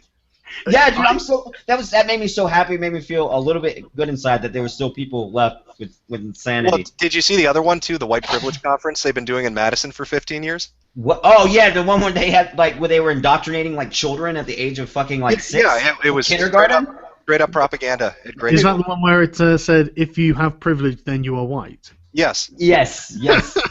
Have you seen that, Sargon? They have these kids writing stories, and then they'd stand up and they start fucking reading their stories about white. They have no idea what the fuck they're talking about. They're kids. Yeah. What's a kid gonna know about fucking gender? All you're doing is breeding a new type of supremacist or new type of prejudice in that aspect. These kids are gonna grow up and think that white people are bad or this color is better than this color. I mean, is that what I thought we got far out of that during the Civil Rights Act? What the fuck is this? Well, you've got to understand how this plays into politics too. Look at, I believe, if you go look it up, it's from January 8th, 2014. Go look up Obama administration guidelines that could lead to racial quotas in school discipline. Jesus Christ. No. This is a philosophy saying that they looked at the numbers and they said, why is it that we have minority students getting suspended from school so much? And instead of saying that maybe it's a socioeconomic issue, maybe it's just that those kids happen to be misbehaving, they decided that it was racist. And so they want to create quotas so that you cannot suspend a certain amount of. It has to be equal. Equal amounts of black and white getting suspended. God, we're one step behind Sweden, I swear. Get ready for it, Sweden. Yes. Somebody linked me this a new UN report from the Kotaku and Action stuff, and the UN is saying that moral fairness can be easily disposed of. I don't know. I haven't read this. I have no idea. I haven't read this. Somebody linked it in here, and then they tweeted it to me, you, and Sargon here to say, look at this. UN report on social justice, top page 3. Present-day believers in an absolute truth identify that virtue and justice are neither willing nor desirable companions for the defenders of social justice. Right. So they don't want to be related to truth or honesty or any of that shit. No. Too long, didn't read. Royal theory of justice dictates that wealth be distributed so that those on the bottom are helped the most, which doesn't imply complete equity in distribution. Some economists believe wealth inequality is better, while others argue that complete equality is better. And there is nothing resembling a consensus. There has been a great outcomes on equal rights, but social justice is about equality of outcomes, which means you can't treat everyone the same. You have to take opportunity away. Fuck that shit. Quality of outcomes. It's a quality of opportunity. You give everybody a fair shot at achieving something. You don't guarantee them the outcome. That's nanny state bullshit. Yeah, no, it's putting the cart before the horse, you know. And, it is. Yeah. I've got by the way, you know that they're aware of what we're doing, aren't you? Are you talking about the videos, the streams? Oh yeah, absolutely. Yeah, they're fully aware. In fact, go ahead. Yeah, there's someone called Toril Mortensen, sorry. Mm-hmm. And on the 11th of September, she wrote an article on her personal thing, which is torilsin.blogspot.uk, where she talks about Gamergate, and she claims that she's still a gamer and all this sort of thing. But at the end of it, she says, as a special mention, I find myself surrounded by Frankfurt School followers, which is a link to my video about the Digra conference. You know, and the very suspicious Digra and feminist professors and bloggers that are out to get their games. She's being a sarcastic twat, but this is all true. Okay, so I've been getting emails since the beginning of this, and I've been doxxed twice now, and I'm assuming every time the email will come to me, the guy's claiming that they're Kotaku writers. I don't know if they are. They're claiming. They're saying it's a dump email Kotaku writers. You're being fucked with again by a third party that's out for laughs. That's just right. Yeah. Right, so that's my answer. They'll link one type of docs, and then by the end of my stream, they'll drop it in chat, right? And then one of them said they're going to write an article on me, and then people found when they doxed me the first time, it was like some old dating website that I used, and I put on there, "Do I want kids?" No, and so everybody started saying I hate children, right? Oh, that's where that came from. Okay. Yeah, that's where I hate children came from, because I got doxed on my stream, and then one of the anti-Gamergate guys came in and doxed it, saying he was a Kotaku writer. And then he doxed me. So he drops that in there, and then that's where everybody starts saying I hate children. And then after that, somebody was asking about like Hitler and stuff like that, and like, is there anywhere they can go watch stuff? And so I brought that up, and then I was like, I got an email that same night saying, well, it said, we're gonna make an article on you about Nazism and stuff like that. And I know somebody in this chat's gonna know what I'm talking about. The next day, an article came out talking about Gamergate and Nazi-related tendencies. Immediately. Somebody find that article. It's out there. It's something about like Nazism and Gamergate. Somebody. It was like the next day after the stream, because I uploaded the stream and everything, and I was like, okay, somebody's pulling my chain, or they were watching the stream, and they were when we ended the stream, and I was talking to them about Nazi Germany stuff and Nazism versus Gamergate related stuff. I swear, and don't forget, I hate Australians. Thanks, guys. So, well, yeah, we've established that. We all know your raging hatred for Australians. I had one Australian on my stream, and Sargon was in their call, and that was after the debate with the cause guy, which you'll be talking to tomorrow, hopefully. And he was a fucking. I have to admit, he was a big troll. I had to remove him pretty quick. What, cause? No, the guy after him, that Australian guy we brought in that wanted to talk. And he was just like, I got a 35-inch cock, and I'll fight all of the straight. Like immediately, that's what he comes into the channel with, and he's like, "Fuck everyone," and I just had to kick him out. It was too much. See, that's why I love Aussies. They're great at that kind of shit. As he came in, he's like, "Hey, my name's this, and I'm this on Gamergate, and I have a 35-inch cock. I like long walks on the beach." I was like, "Well, let's stop timeout." It's too silly. So, Sargon, has anybody threatened to dox you yet? No, I think they're kind of scared of me, actually. Yeah, that's right, man. They better be. I'm entirely funded by my YouTube channel and my patrons on Patreon, who don't just give me money per month; they give me money per fucking video, so I can prove I've done some work. So when are you going to start making 30-second videos every day, 4 or 5 times a day? Tomorrow. Yeah. But yeah, that's the thing. They really give me a wide berth, and I'm kind of disappointed, to be honest. I don't feel like I've made it until I've been doxxed. Thank you, Chad. Somebody found that article about the gamers that came out the next day with the Nazis. I'm sorry, I just had to go about it. They put it in. Was that actually on Kotaku? Who was it on? I don't think it was Kotaku. Which one was it? It was one of it's thoughtcatalog.com. Gamers are Nazis. You need to stop hating on women. That's the article that came out immediately the next day after my stream, and it started talking about Gamergate and how it's related to Nazism now. I was like, hang on. The yeah. Nazis didn't hate women. I don't. They didn't. No, they absolutely didn't. They were all for, no. I'm a history guy. They were all for perfect Aryan German women who were going to breed the master race. Oh wait, it was on Thought Catalog by Angus. Oh, you're getting fucked with by Miz. Why? That's okay. Yeah, never mind. Oh. No. Really, that's Don't even worry about it. Yeah. Okay. All right. I'm just saying that came out right afterwards, and people started tweeting that to me. They're like, "Hey, remember you talking about Nazis? Just thought I should just give this to you. This came out like 4 hours or like 10 hours after your stream, and Gamergate Nazis. It's like they're just having fun. Yeah, I don't think, and that wasn't the person that doxed you either. They're taking the piss out of you. Oh, okay, all right. And I think I know what you're talking about. Sorry, you're talking about they would have the marches and they would have the women go to the camps and they'd all come back pregnant and stuff. Yeah, definitely. Yeah, the Nazis were well into women. They thought women were the backbone of Germany, and they were, I suppose. I mean, but we're way worse than the Nazis, guys. Yeah, you didn't figure out that Thought Catalog. It's Angus, Angus. I don't know. It's satire. Okay, that's why. Thank you for fucking with me, guys, because that's what people were linking to me the next day. They're like, they wrote an article on you, bro, and I was like, oh, okay, thank you. Oh yeah, that person's put some of the funniest shit up, and if you go by the Miz board, you'll see what I'm talking about. It's really good stuff. Okay, I'll have to go read it. I never read the article. I just saw the title, and people said it was talking about Nazism and me hating children. And I was like, I'm done. I'll walk away from that. Yeah, don't worry about that sort of shit, man. What is this? It's People an want attempt to muddy the short fat water. otaku. I can bring. Oh, why short fat otaku wants on? I'm just looking through the chat. I got caught up in the conversation. That was Indefeasible. That was the people put that up on their channel. How do I do this? What's your YouTube name? Somebody type out the YouTube name exactly as it is then. Sargon, did we ever get anywhere with the patron stuff? Because I left, and same with that. And did you hear about the archive stuff that was going on last night? I was investigating it with Monday and Matt, and then Rogue went on his own little tangent, and we couldn't figure it out after that. I've got an awful lot of stuff. So you're gonna have to be a bit more specific than that, I'm afraid.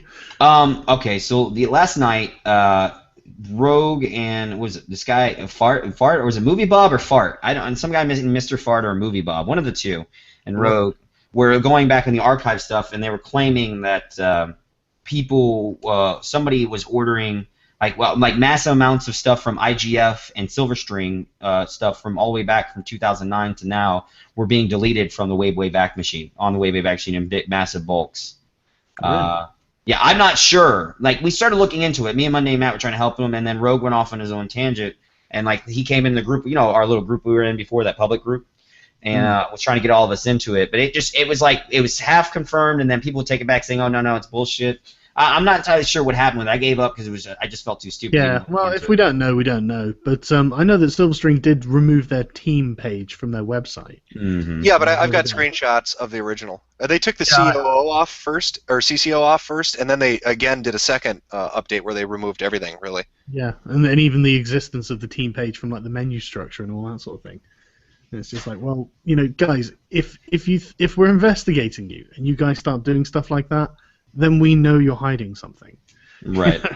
Yeah, How stupid do you think we are, Why does everybody keep wanting me to talk to Movie Bob? What's up with this guy? I don't have no idea. He'll try to get you arrested because he doesn't like your opinion. Time out. What? He tried to get you arrested or something? What's going on? He tried to get a teenage boy arrested in the UK because he made a video about trolling people in WoW. And I'm not joking. He wanted him arrested for hate speech. I mean, are you serious? Is there like a link to this or something so I can? Yeah, I argued with him. I hate it. It sounds gay even saying this, but I argued with him on Twitter. I will post the picture again so you can see. I guess the person that started it was Patricia Hernandez. She picked on this kid. God. She picked on this kid who had a channel with about 200 subs. She picked on him because he was small and because she thought he'd be weak. And she wrote an article saying he was the worst person in the world. And Movie Bob jumped on it and started having discussions with Jim Sterling on Twitter about getting this kid arrested. Now, to his credit, Jim Sterling wasn't the one saying, let's get the kid arrested. That was fucking Movie Bob.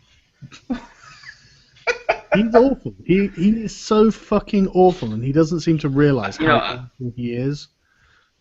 I just why? What's the fuck is the point? Who cares? Because You he's have a got some YouTube severe yourself. emotional damage.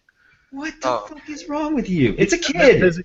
there's a quote of his going around that's something like, "If high school wasn't hell for you, then you're the reason it's hell."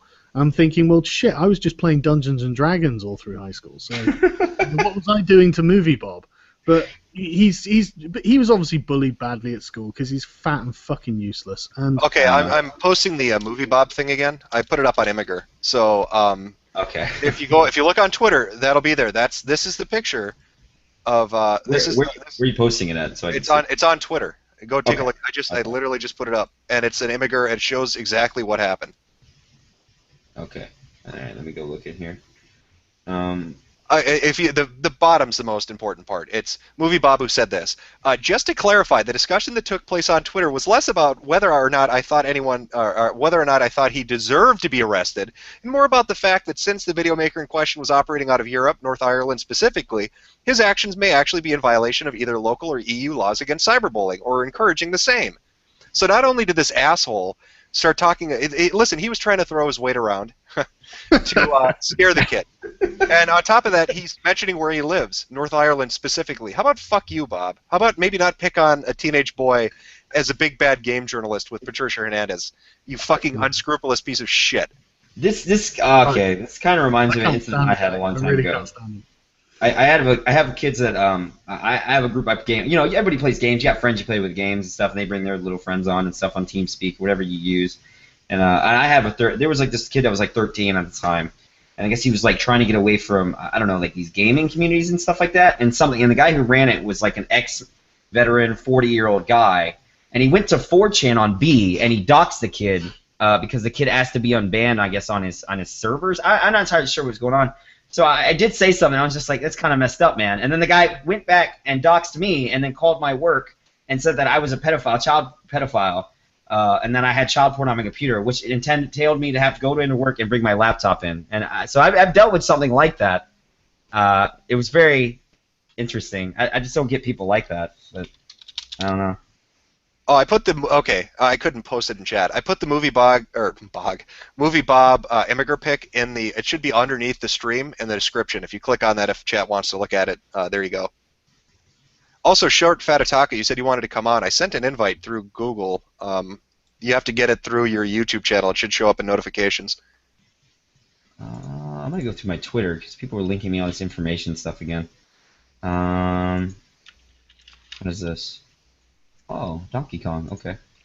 But shit, how old is this, by the way? When did you post this? So this was January of last year. I mean, these people have been doing this shit for years. It just Patricia went after this kid because he was small. Bob jumped on the bandwagon for SJW points and tries to downplay it like it's not a big deal. It is a big deal. Listen, I'm an asshole. I've done terrible shit. I make horrible jokes on the internet, but I'm not the guy trying to project the image of being this, upright, upstanding person who's, morally and ethically superior to everybody. I'm not the guy saying I'm a journalist. You are, Bob. So what? Just try to act the fucking part is what I'm saying. It's the problem with progressivism, man. The ends justify the means. So if they have to be complete twats to 15-year-old boys in Northern Ireland to somehow establish their progressive narrative and hegemony over whatever they're trying to get, then they'll do it. Unscrupulous. That's the problem. Oh, and the killer part too is hold on. I don't want to misquote him, so I'm going to read this verbatim because hold on, Bob. Where the fuck did you say this? Because you remember in the thing that I posted how he said I didn't try to get him arrested. I was just talking about if you could get him arrested, right? He went on to say this on Twitter when I was talking to him about it. Shrug. If I see someone doing something wrong and I think maybe there's a law against it, a thing I consider doing is informing the police. So he's trying to he's backpedaling. He states it outright on Twitter. Yeah, I wanted the kid to get arrested. So fuck off, Bob, trying to play it both sides and act like that wasn't what you were doing. You just fucking said it on September 23rd that, yeah, you thought it was illegal and, yeah, you would like to talk to the police about it. Because the kid trolled somebody in WoW. Are you fucking kidding me? It's fucking disgusting, man. It's absolutely disgusting. Well, I mean, how do these people react to my God? How do these people react to any that's what I group was out about to there that say. organizes trolling and fucking video games? Wasn't It's it? ridiculous. Go ahead. Yeah, I mean, look at all the My God videos, like you said. What is it? Crush a can for fucking, was it Jim or something like? I can't remember the kid's name. Anybody might know what I'm talking about. They did like the thing where they go around and harass Crush these a can fucking for women. Jay Owen? Yeah. That's it. That's it. There we go. You got those. That kind of. I mean, they do crazy shit all the time, but they don't ever. They don't ever go after those kind of people. Wasn't there like a group? Like, speaking WoW related, there a long time ago there was like a WoW guild where they went and like ganked all these people who were having like a real internet fucking funeral for a guy who died in real life or something. Did anybody ever see that video? I don't know. But it's like shit like that, and they don't fuck with that, but they fuck with a kid. I don't get it. All right, Short Fat Otaku, I'm sending again. Let's see. All right, invitation posted. Sorry to interrupt, but yeah, it's part of what gaming is. Listen, I get trolled all the fucking time. I play Ace of Spades because I'm fucking autistic, and the shitty Steam version, not the good version either. And people come in all the time and spam grenades and fucking knock your shit down. That's just part of the game. Oh God. What is this? Your face when I is secretly a pull shit poster. I'm not secret about it. I like pull, and I shit post a lot. That's part of, like, I have the V mentality, and I like the pull content. It's a terrible combination. I could just see it now because I go to poll regularly. I can just see the kind of fucking posts you make now. Now that you say that. God no. Crush a can. People are saying I already did. In my first fucking live stream, somebody said crush a can for J-Own, and I fucking crushed one. You can hear it in the audio. I don't have a webcam, so I can't show it to you. Which hurts, by the way. It's not a fucking pleasant sensation. But I'm not going to deny a poor little kid with cancer his one dying request. I'm not an asshole. Maybe Movie Bob should crush a can for Jay Owen. Maybe if he's such an upstanding guy, he should do that. You know, actually, I don't think I ever really got to ask you, Jim. What did you think about the 150 journalists that came out and the whole like Kyle Orland, Ben Kuchera thing coming out talking about, oh yes, you know, we're proud of this fucking Google group and how we're running things here, and you better keep your mouth shut. Don't talk about Fight Club. It's arrogance. Again, these people, like I said, look at the information you guys have dug up, or Short Fat Otaku, or Camera Later, or anybody else that's looked into it. These people are that full of themselves that they think they can't get caught, and they've dragged their ass across the entirety of the internet, leaving a trail that anybody could fucking follow. Of course they're proud about it. They don't think they've done anything wrong. They're just so fucking smug at the end of the day is what really, I think, irks me the most. I think they're also not very bright either. What's that? I don't think they're very bright either. One of the things that I've been doing in this Digro research is that they use such childish and infantile language. They don't write well. You know, the academics, their papers read like academic papers, but the ideologues, their papers read like they were written by teenagers. You know, and it's just like these people don't really seem to be very intelligent. Oh, one sec. People are asking, do you go to 4chan or 8chan? I like Poll and V on 4chan, but with the way Moot's behaving, I've been posting and browsing 8chan. I go to 8chan's V, I go to 8chan's Poll, I go to 8chan's GG board. That's where I go. That's just where I'm going right now because I'm pissed off at the way Moot's behaving. Speaking off topic, just to talk about something poll related, what did you think about like America launching all those fucking missiles at ISIS all in one day, and then watching it on live stream? Did you watch that actually on the live stream? Oh, I didn't have a chance to. I've been so swamped with obligations. It looked. You remember the Baghdad thing when they invaded Baghdad? You could watch that on live stream. The back when we in the Iraqi war. Who was the guy that was doing PR for Iraq? What was it? Baghdad. What was his name? He was the guy. He would go on TV and say, "We're not being invaded as bombs are exploding behind him." Oh yeah. I know exactly what you're talking about. I don't know. Iraqi Minister of Information. Yeah. You know what? That's the perfect parallel for fucking Gamergate. That guy is Ben Kuchera. That's exactly what's going on right now. Explosions are going on behind Ben, and he's like, "Everything's fine, man. Games journalism's doing great." That's the perfect analogy. Oh, the cough is real. I've got Mia Consalvo's application to be president of Digra. Do you guys want to hear some of the stuff she's got planned for Digra? Oh, please. Oh, wait, one second, though. I want to see if this is true. Did Jimmy Wales actually make a public statement about how shitty Wikipedia has become after they've let idiots get in control of fucking administrating it? I don't know. Is that Baghdad Bob, by the way, is his name. Is that true? Because Jimmy Wales is it's always every year they're doing their fundraiser, keep Wikipedia alive. Well, maybe, go look at their talk pages if you want to see clusterfucks of arguments, of the most biased shit from omission I've ever fucking seen in my life. Oh my god. I'm actually going to do that right now. Hold on. Oh yeah, go look at the a really good example of this is go look at the Bradley/Chelsea Manning page, and look at the talk page where they're arguing about this, and then look at the people who are arguing for changing all the pronouns and stuff. Go read up on who they are. Don't even know if I want to.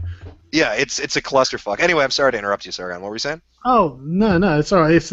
I've just got like boring Digra stuff, but It's not boring to me, man. I find that shit interesting. Mia Consalvo, her application to be president of Digra, she lists a bunch of the things she wants to change. Somebody's yelling at you saying it's Digra, not Digra. That's a Freudian slip on his part. He wants it to die, as do we all. Anyway, go ahead. No, it's just my English accent. I don't pronounce anything Digra. You guys can't pronounce the word twat either, so swing. Well, I can't pronounce anything. If you've ever heard me try to say hyperbole, so I'm up shit creek anyway. Yeah, no hyperbole here. So yeah, basically, right. She says she wants to change the direction Digra's going in. And sorry, I've just lost my place now. Yeah, she's like, other mechanisms such as the recently launched 2Digra journal that can help those who need publication as a way to justify their attendance. So she's trying to get people in who aren't already in and don't qualify due to a lack of body of work. And then she says, are there other ways to make the conference valuable without double-blind peer review? Isn't that a strange thing for an academic to say? It's a very fucking strange thing for an academic to say. And it ties almost like they're not a good academic, huh? Yeah, incredible, yeah, if you can believe it. But it ties in really well with, I can't remember, was it Adrian Shaw or T.L. Taylor who said in the Playful as Political Fishbowl about how the peer review process is slowing them down?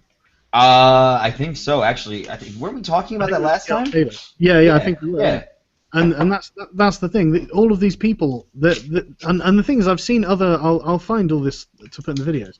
But I've seen I've read their blogs, and on the Digra website there's a forum where these idiots talk about all this stuff in public because they're idiots, and they say things like basically in their blog posts and stuff they go on about how they have to keep. They're annoyed that they have to keep justifying what they do to their academic colleagues because their academic colleagues are like, why would we want to fund any of this? Oh, God, you know what it reminds me of? It reminds me of exactly what Sokol was bitching about in the 90s.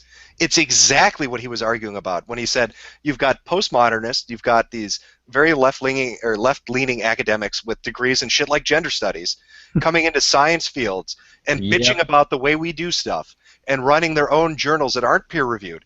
In fact, that's the whole thing. If you look up the Sokol affair, if you go to Wikipedia and look up the Sokol affair, he fucking Sokal. He trolls them. He writes a fake bullshit academic article to show how shitty they are, and he puts in all these stupid SJW terms, and they publish it in one of their biggest journals, thinking it's their greatest thing ever. And then he goes and does an interview and says, "Look how fucking dumb they are. That's a complete bullshit article I just released." Wasn't an article like "Gravity is Sexism" or some shit like that at one point? No, he was talking about how basically, shit like physics wasn't real because language affects it. Yeah. It was some shit like that. And I was reading some of the stuff of that, and it just was like, what the fuck are they even talking? At first, I took it seriously because I was just like, what is going on? Is that the one that says Newton's Principia Mathematica is a rape manual or something like that? Hold on, let me see if I can get a quote from it. So I'm going to find that as well, because that's just like... Oh, yeah. Here's what... this is what Sokol said after this came out. He said, the results of my little experiment demonstrate, at the very least, that some fashionable sectors of the American academic left have been getting intellectually lazy. The editors of Social Text liked my article because they liked its conclusion, that the content and methodology of postmodern science provide powerful intellectual support for the progressive political project. They apparently felt no need to analyze the quality of the evidence, the cogency of the arguments, or even the relevance of the arguments and their proposed conclusion. And his article was titled, this is great, Transgressing the Boundaries Towards a Transformative, I can't even say this word, humoretics of quantum gravity. It's just bullshit. It's buzzwords. He made a buzzword article to show how dumb they are, and it worked. God, this kind of reminds me of like shit like John Money and gender identity and how he's the father of gender and how these fucking people will parade him like that. Is that the guy whose kid committed suicide? Yeah, that's not his kid.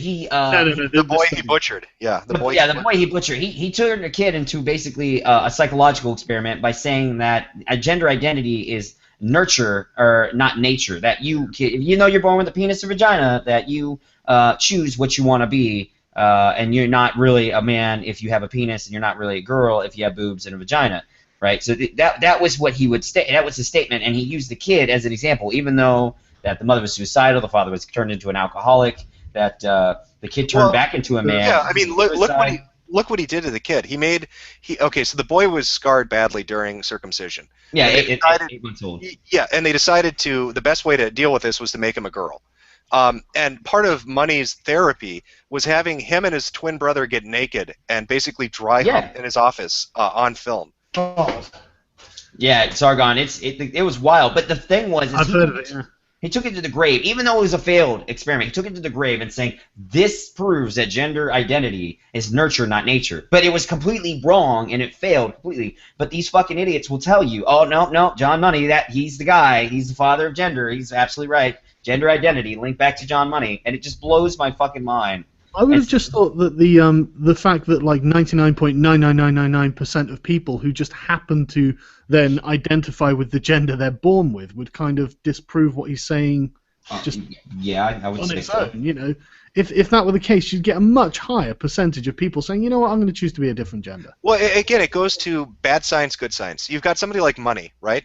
Who it's soft science. Let's be honest. But you compare that to the stuff they've been doing recently, brain scans, right, where they're showing the difference between the female and male brain, where they're looking at stuff like epigenetic causes, behind maybe homosexuality.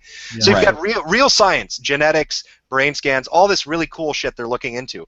That's going to give you real answers. But people like Money and these kind of people, they're fucking taking a shot in the dark. They don't know. It's a random fucking guess. It's ideologically driven bias, I think, is more the problem. Right. I don't even think it's a guess. I think they've got an agenda that they're trying to just cherry pick, examples to create a narrative that doesn't really exist. That's an interesting question. Oh, somebody's saying Movie Bob is upset about the stream. Are you upset, Bob?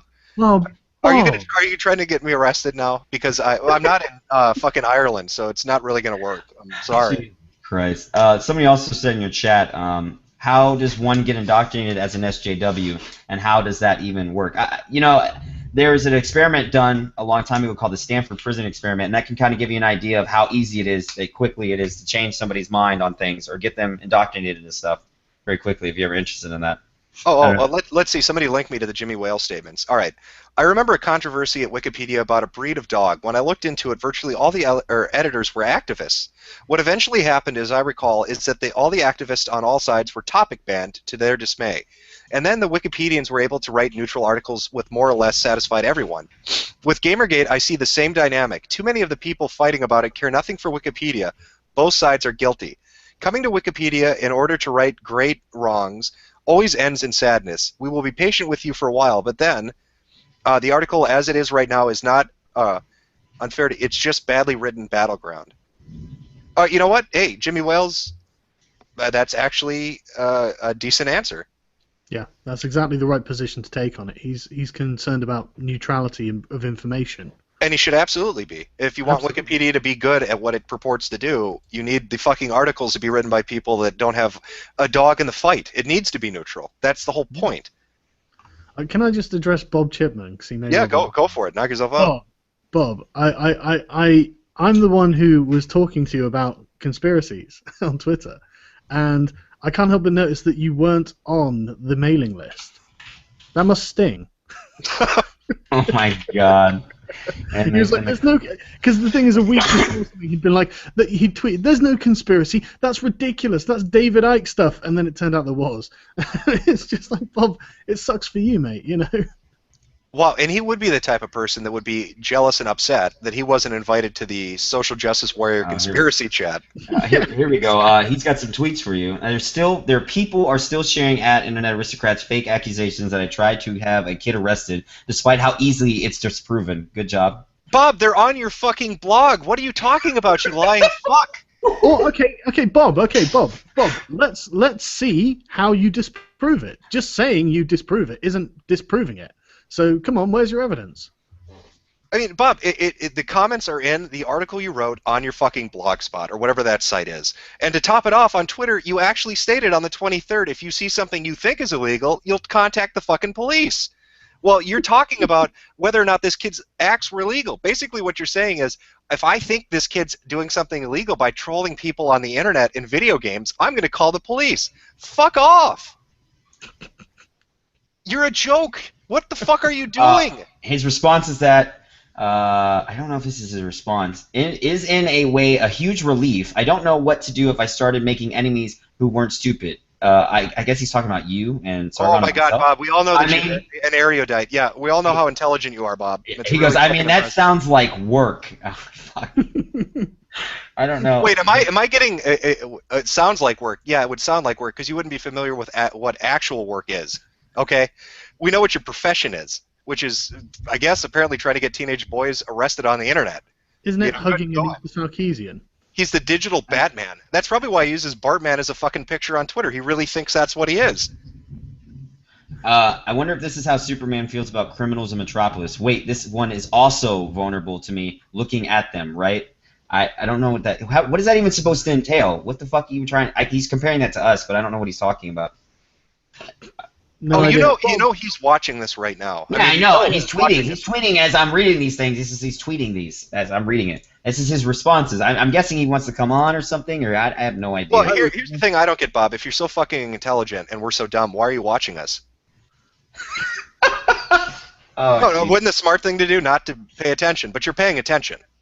I want to know when Bob's going to admit he's a bigot, because in one of his videos, I was going to do like a video sort of thing about Bob's opinions, because in one of them he goes on about the sort of AAA first-person shooter industry, and he literally says things like how it can be stopped, and he's like, well, I don't know if we can stop it. I don't think I'd love to, but there's no way to do it. And I'm thinking, Bob, why the fuck would you want to? Let the people play their fucking games, you Nazi. Jesus, you know. I mean, he's tweeting about feminists are better than men and all that kind of stuff in his Twitter. Now that I'm going through it, so I wouldn't be surprised. Oh, what a fucking shock! Yeah, this is a shit that's been spinning for years. It's like right under the one after he talks about you, Jim. He's like, ladies, you might want to think twice about. I can't. Never mind. You know what? I'll just let everybody else read. I'm not even gonna fucking give this guy the time of day. I've actually got the ultimate question for Bob that I think we all really want to know. Bob, has being a giant fucking mangina ever got you laid? I'm very interested in seeing his response to that. Me too. It's good to see Gamergate's origins described as what they are: a distraction from abuse women in gaming. That gaming. What? I can't even fucking spell what? I can't even read the shit that you're saying, man. See, and that's the difference. Like, I know people were speaking before, they were upset on The Escapist, right, about Jim Sterling because they didn't like his opinion. Here's the difference between a Jim Sterling and a movie Bob. You may not like Jim Sterling's opinion, but he's not going to try to use his position to fucking hunt down things he dislikes. He's not going to go after little people. He's not going to go after fucking kids. Movie Bob wants to use his platform, right, the social media and the site access to basically activize. Like what Jimmy Wales is talking about with Wikipedia. When you've got people who don't want to really do what they're supposed to do and they want to, engage in activism, it shits everything up. That's what Movie Bob does. He shits everything up. I don't know if you were watching earlier in Sargon. There was a guy that came on Whiskies, and I think it was confirmed. His name was, he was also named Andrew, but he had an email about Silverstring and asking for data mining people with the hashtag Gamergate, who were pro Gamergate, and wanting to get that public information. Did anybody remember that? Anybody in chat, if that was confirmed or not? I brought him on the show, and he lost his job the next day. Like, somebody called after that and talking about him leaking emails about people, and he lost his job, and now he's linking me his new patron and stuff about why he's trying to fight getting his job back. I find that very interesting. Somebody find me that link to that email so I can show it to Sargon and IA here. Oh, yeah, I agree with you, Tony Stark in the chat. Like again, hold on, what was it he said exactly? Fuck, everything goes so quick I can't Are even you see talking about it. Movie Bob? Yeah, everybody's flying with the chat.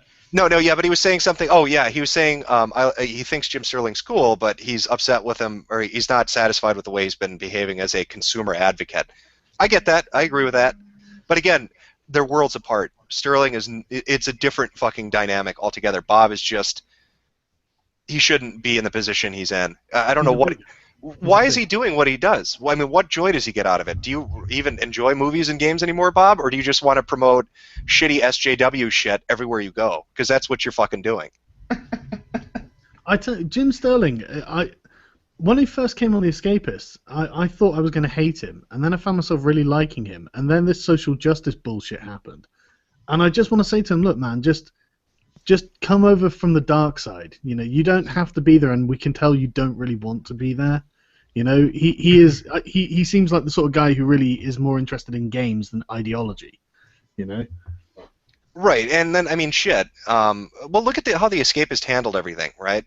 I didn't like what Greg Tito had to say, but he was the only guy that fucking came out to his community and said, "This is what I did. This is how I feel about it." The only one. You've got Yahtzee who's made comments in a couple of videos. He hasn't really dipped his toe into it, but at least he talked about it. You've got Sterling, who his first comment on the whole thing was what? I have a connection to Zoe Quinn because I might be doing voice acting with her, and so I probably should stay out of it.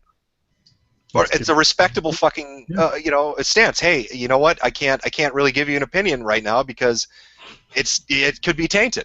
Actually, I've got can someone tweet me the link to the didn't they put a 7-page article up from female not gamers, what the players? I thought it was female game developers, and yeah, I remember people talking about how they thought that was disastrous because was it like devs 1 through 4 and 6 through 9 or something? Like there were 1 or 2 that got it, but a lot of them were saying stuff that wasn't at all accurate or true. They their opinions were being shaped by something, but I don't know what it was. Yeah, that's actually one I want to talk about because it's the use of the word player that I find very interesting. Because you think that was going to be the new Gamer Plus? Yeah, that's what that's exactly what I think it's going to be.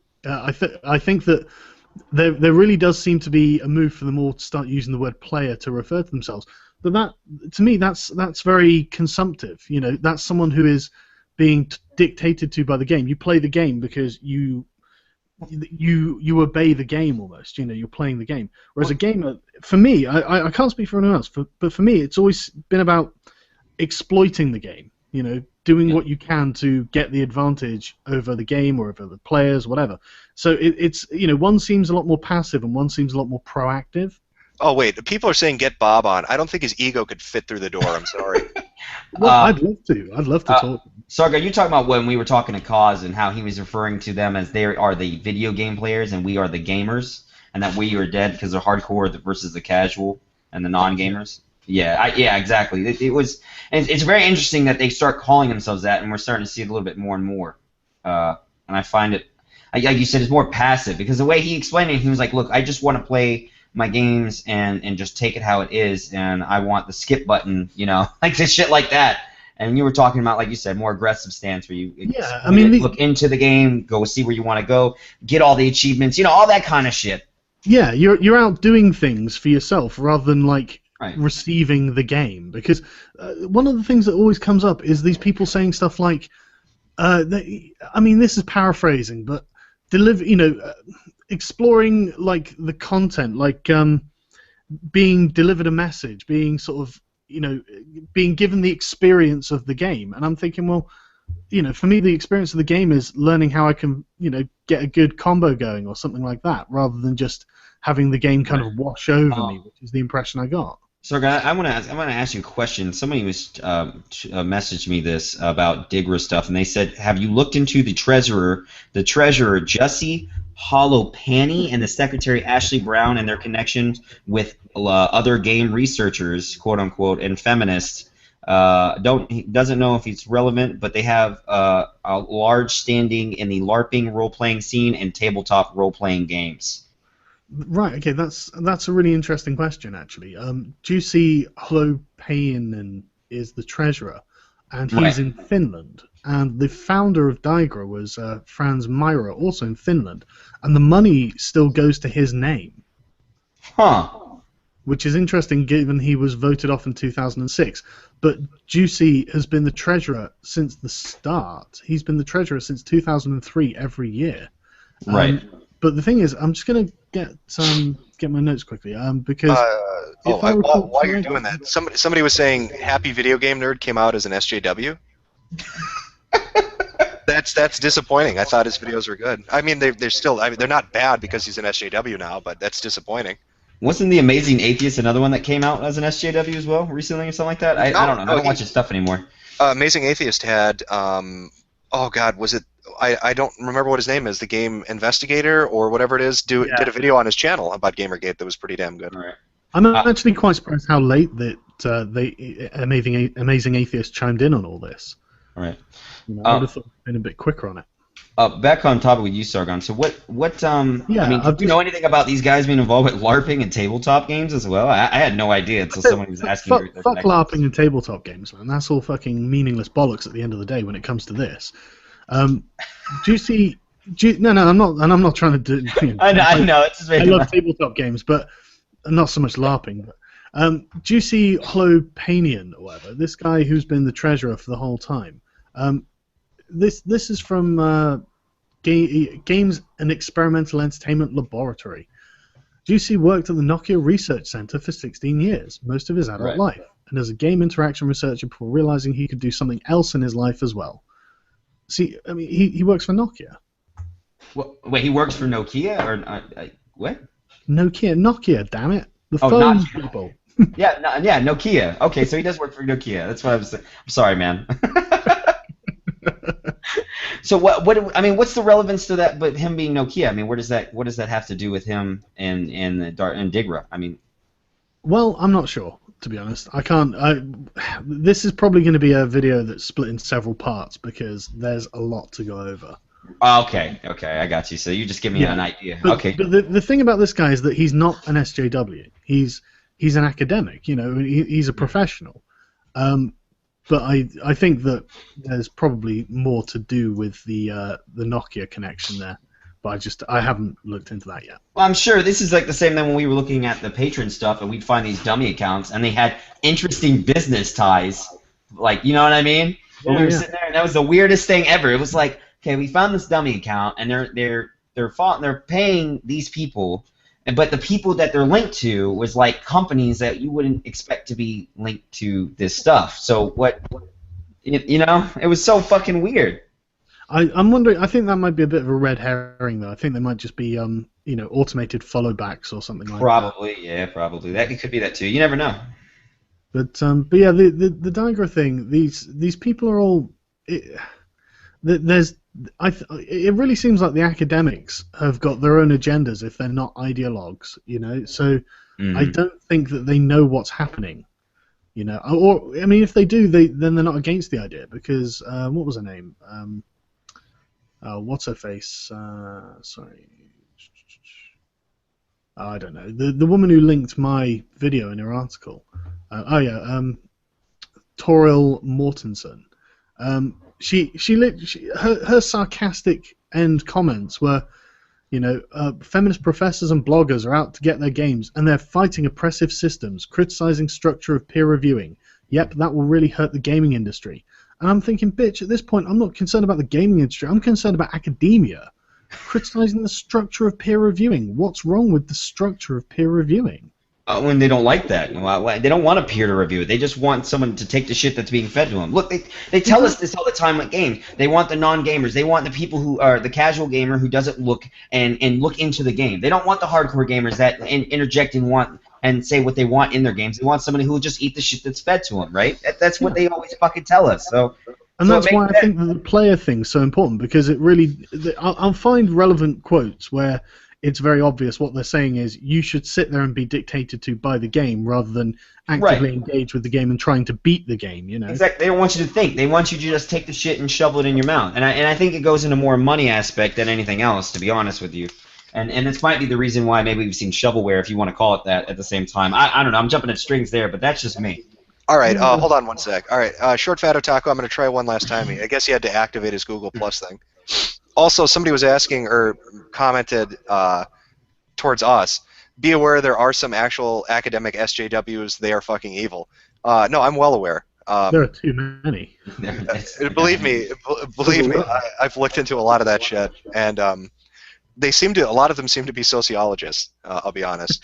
That's honest to God, that's the truth, and there's a history behind it, which is pretty fucking interesting. But it's a topic for another day. Jim, what is your take on EA's "It's on us" Gamergate stance?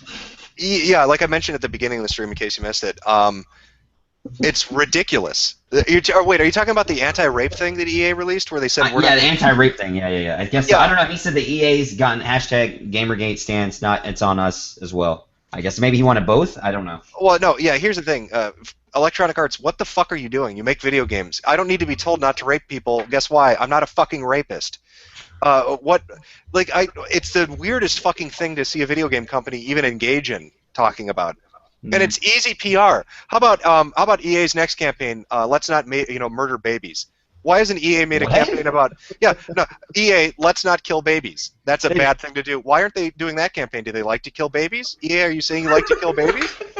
Of course they do. What are you talking about? If they're siding with the feminists, they're pro-abortion. No. What I mean is they made a statement saying they don't like rape. So if they haven't made a statement saying they don't like killing babies, they must like killing babies. EA, you need to get on that. I know. Listen, they're probably going to listen to the stream now, and they're going to start putting crazy shit out there. You better calm that shit down, Internet. Holy shit, man! These people are crazy. I don't understand why game companies make video games. That's all you have to fucking do. That's all we want. It's the easiest thing in the world. Make video games. You'd think it would be that easy. Someone said invite Leia Alexander, get her on. Oh yeah, I would love to see her come in here. She'd probably be drunk. Yeah, I can't do that. I'm wearing headphones, and because she's a megaphone, it would blow my eardrums out. that, and she'd probably be drunk by the time she got on. Didn't she walk around with a drink 24/7? I don't know. Every video I've seen her in, she's got a fucking drink in her hand. So you tell me. Everything I've seen her in, she just seems like she's gone mad with power. Yeah, that too. I want to explain to that lady, you don't really have very much power to go mad with. She seems crazy. Sargon, are you? Fuck, man, this chat. I can't even see how you follow this. Are any of you aware of Aaron Gojari's GoFundMe for legal defense against ZQ, or literally who, and where did it go? Never heard of it. Did you hear about that, Internet? I'm sorry, I'm just reading this up because somebody said it's a White House campaign. It's on us to help prevent sexual assault. EA is proud to stand with the White House today, and its launch of It's On Us, a new public awareness account aimed at changing how people think of sexual assault. Because we all find it so entertaining. You need to change our opinions on this. Since you mentioned the White House, I've actually got something for that. Gamer Sutra, Chris Totten, wrote an article about a White House game jam that they did, where they went to the White House and did a game jam. Wait, really? They did a game jam I'll tweet that shit, man. I'll tweet that shit. Seriously, I'm not joking. It's. What? And speaking of game jam, does anybody ever get a hold of Matty Lessem? After your video, that was like the biggest thing I really hope someone did, was get Somebody a hold. Needs to. I swear. Where is he? How does he? I mean, there's too much shit going on. This guy. Here's the thing. He got fired because of that failed game jam, and Zoe Quinn, Jared Rosen, and Nathan Grayson played a part in that. They played a part in creating that narrative. I spent like a couple days looking into this, but it's really interesting looking in the timing of that failed game jam and Disney's buyout of Maker Studios, who hosted it. Their buyout offer was affected by the failure of that game jam, and so there's some interesting shit going on with that and the people involved. I just don't understand how, out of all this stuff, that nobody has gotten a hold of this guy to get him to say in this. He's probably well off to begin with. I mean, he's probably on a beach drinking a Mai Tai, thinking "fuck Zoe." Oh yeah. Sargon, sorry to cut you off. I know you were looking for your. You're looking. Yeah, no, I've got it. I just tweeted it out. Basically, Obama in 2011 said, "I'm calling for investments in educational technology that will help create digital tutors." That are as effective as personal tutors, educational software as compelling as the best video game. And and Christopher Totten, I think he actually got an invite to this game jam. He literally says the White House is holding a game jam and we got an invitation. Wow, look at these pictures. They're actually standing there at the podium. Yeah, he's there with Yeah, yeah, Look at the exactly. cupcakes. They got cupcakes. Wow. Yeah, yeah. Jamming with a purpose. It's all. This would make sense in Obama's. If Obama administration, this would make sense in the White House. I mean, they're socialist Democrats for one. Okay, that's the consensus of that party. So yeah, that would make sense. They would bring these people on here. They like that kind of stuff. I mean, if they're talking about cultural Marxism, at least socialists will like eat that shit up for fucking breakfast any day. So I mean, maybe they probably bring them on for that. I have no idea. Well, don't forget too. I mean, Obama's administration has made comments in the past, so has Holder, about social justice. Yeah. So Well, I mean, they made more than no, just no, that. but I mean, yeah, yeah. But what I'm saying is, when you have academics, business people, and people in politics all talking about the same thing and all kind of knowing each other, it's probably a good idea to pay attention. I don't know if Yeah. you've seen the video, but Obama standing there and he did a stand up about the Holocaust, and he used terms like ableist. Wait, Sexist. wait. When you say he did a stand-up, do you mean like a Robin Williams fucking? No. I mean, he stood up in front of his podium and he talked about the Holocaust and something. I can't remember. Somebody find there's a video on YouTube of it, and he uses the words ableist, sexist, ageist. I swear to God, he says this. Somebody gave this to me a while ago. This was on poll a while back, and they're like Obama saying crazy ass shit 101, and you could just click on it. You know how in 4chan. They put the videos. You just click on it, and you're just like, and we're watching it. And I was like, holy shit, what is going on? Hold on. Well, and again, I think it points to. I mean, why do you think you have, as this Gamergate thing has been going on? Why do you think you've seen, conservative people paying attention to it? It's probably because they've dealt with this shit in politics for a while now. I think they get it. I honestly do. I think they get the other side, and they've probably seen it. And I think people like Sokol and academics got it too. And now as gamers, we're seeing the same thing, and we're starting to get it. Yeah, I think it really is just a pattern of behavior. Yeah. From the extreme left, and what annoys me the most about it is that they think they're so superior, and they think they're so superior that they will just openly mock the other side, no matter how far right or to center they are, and even some like center left. If they're not far enough to the left, then they just deride them. Absolutely no respect. Well, yeah. I mean, look what happened with Silverglade. I mean, here's a guy who started Foundation for Individual Rights in Education, right? Which is like an ACLU-ish kind of organization. But I mean, Silverglade had always said stuff like, "Oh, well, I'm a classic liberal." And I fought in the '60s. I was on the college campuses when we were trying to get free speech from the conservative academia at the time. But he said what he found out is once these leftists took powerful positions as deans and professors, they weren't fighting for free speech. They were fighting for their speech, and essentially did the exact same thing they had protested against. And Go ahead. so but I mean, it helps to highlight that. I mean, here's a guy who identifies as a classic liberal, a classic left-leaning political philosophy, saying the people you see nowadays aren't anything like what they used to be. It's a completely different fucking breed. I tweeted out to you and Sargon that video I was talking about. It's only 2 minutes, but he stands up and he was denouncing. This is in 2012, where President Barack Obama denounces Holocaust denial, but he uses sexism, racism, and xenophobia, homophobia, ageism, ableism, and like all these fucking terms all in one go for people who deny the Holocaust. Which I don't care if you believe it happened or not, but it's just interesting that he uses those fucking words to begin with. Yeah, here's what I don't get with the whole Holocaust denial thing. You have all these different Jewish rights organizations saying that they're seeing a rise in anti-Semitism in Europe, right? Right. And but at the same time, you have all these restrictive laws saying you can't talk or deny the Holocaust. They don't see that those are correlated. That when you try to, suppress speech, even if the idea you may disagree with or think is crazy, that it makes people start to think, oh, they're hiding something. So, like, you get arrested in Germany for being against it. You get sued in France or Britain for being, you know what I mean? Like, it's fucking crazy. That's why it's on the rise. I hate that more than anything. Honestly, I want people to come out and say, well, I deny the Holocaust or whatever, so their research can be proven to be fallacious. Right, at least fucking let the debate go on. I don't understand why you won't let debate go on. It's just crazy. Yeah.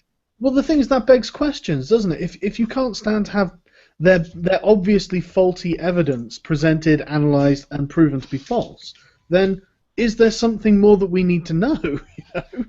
Right, and that's I think why censorship or suppressing somebody's free speech is dangerous.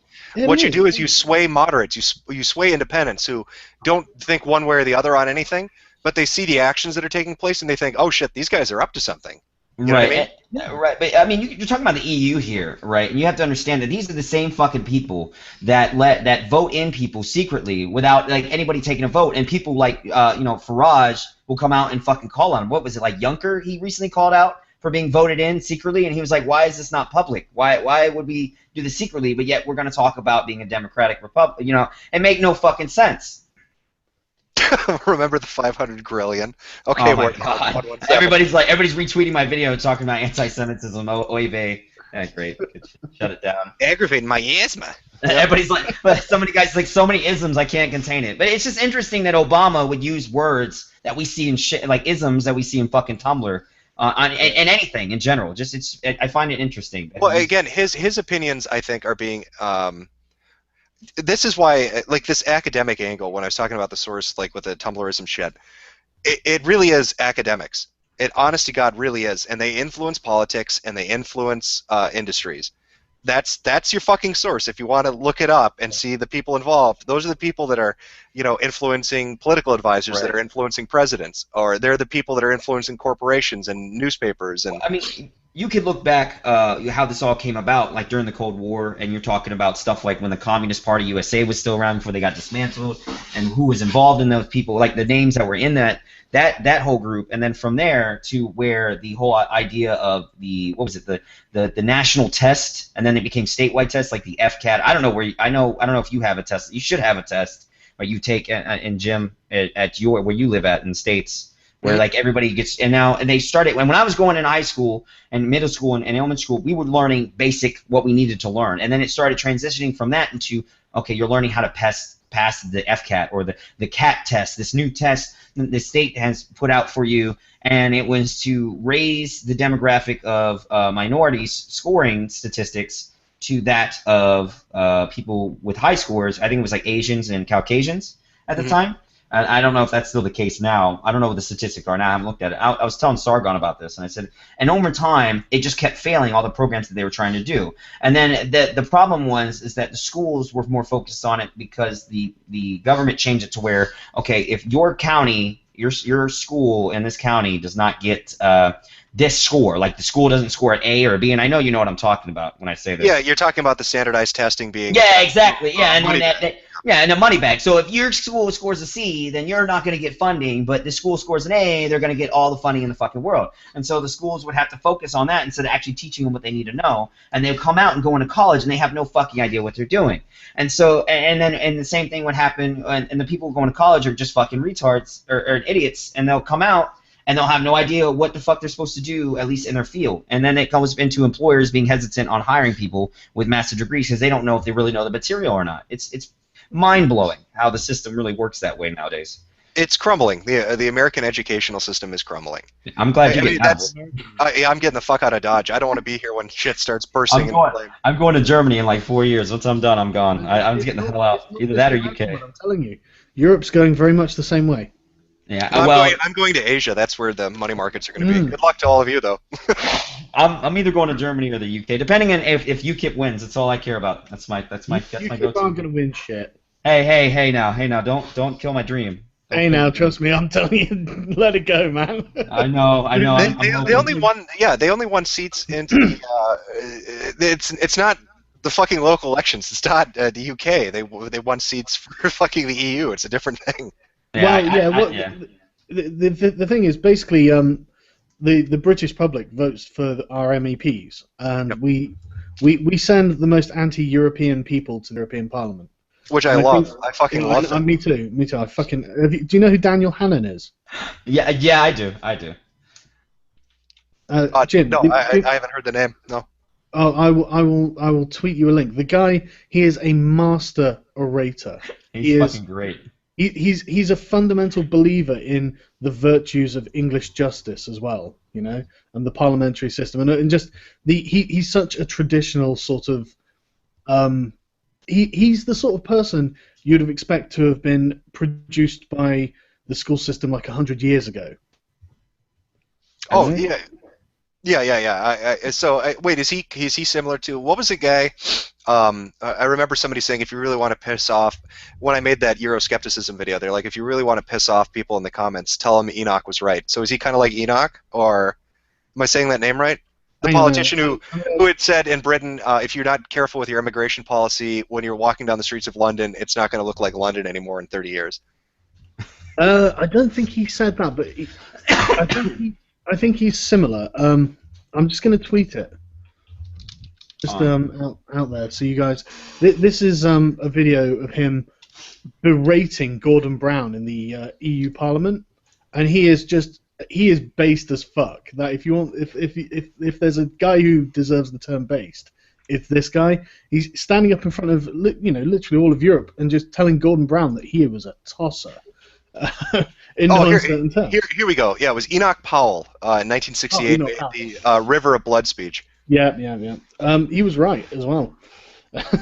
Well, yeah. If you look at the demographics, I mean, especially London, especially is very fucking different than what it was. He's slandered to anything. His name in respectable circles, his name is Mud, because he was being honest. He wasn't towing the line. He wasn't following the narrative. And this was decades ago. This was 50 years ago or something. I want to ask you something, Sargon, because since you're over there, I know you probably follow the political movements in the EU in general. So I would assume you do. I'm not sure on that. Do you? Yeah, to a certain degree. Yeah. Okay, I just want to know, and maybe you could touch upon this too, IA, because what was going on with Sweden when their fucking president said, okay, we're going to have more immigrants and we can't afford it, but you guys need to pay for it anyways, when he came out with that statement. And then just before, what was it, elections? Did he even re-win that?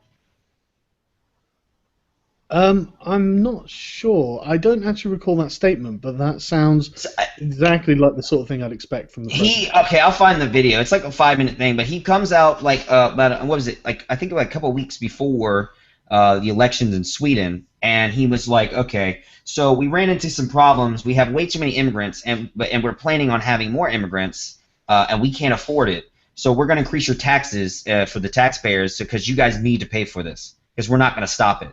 That was basically like what he was saying. I'm sure that the chat will fucking find this video because it was like all over poll for quite some time, and people were just like Sweden, yes, all over the place.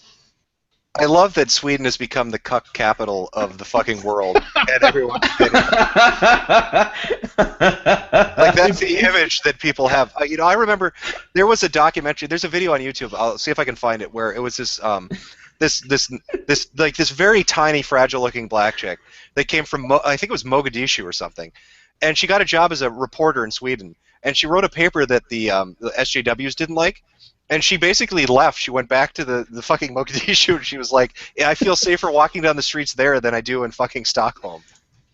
Yeah, well, that's actually the great sort of underground, untouchable elephant in the room in Europe is, I'm gonna preface this with I don't hate Muslims, but Muslim immigration is almost entirely responsible for the dramatic spike in rapes in Europe.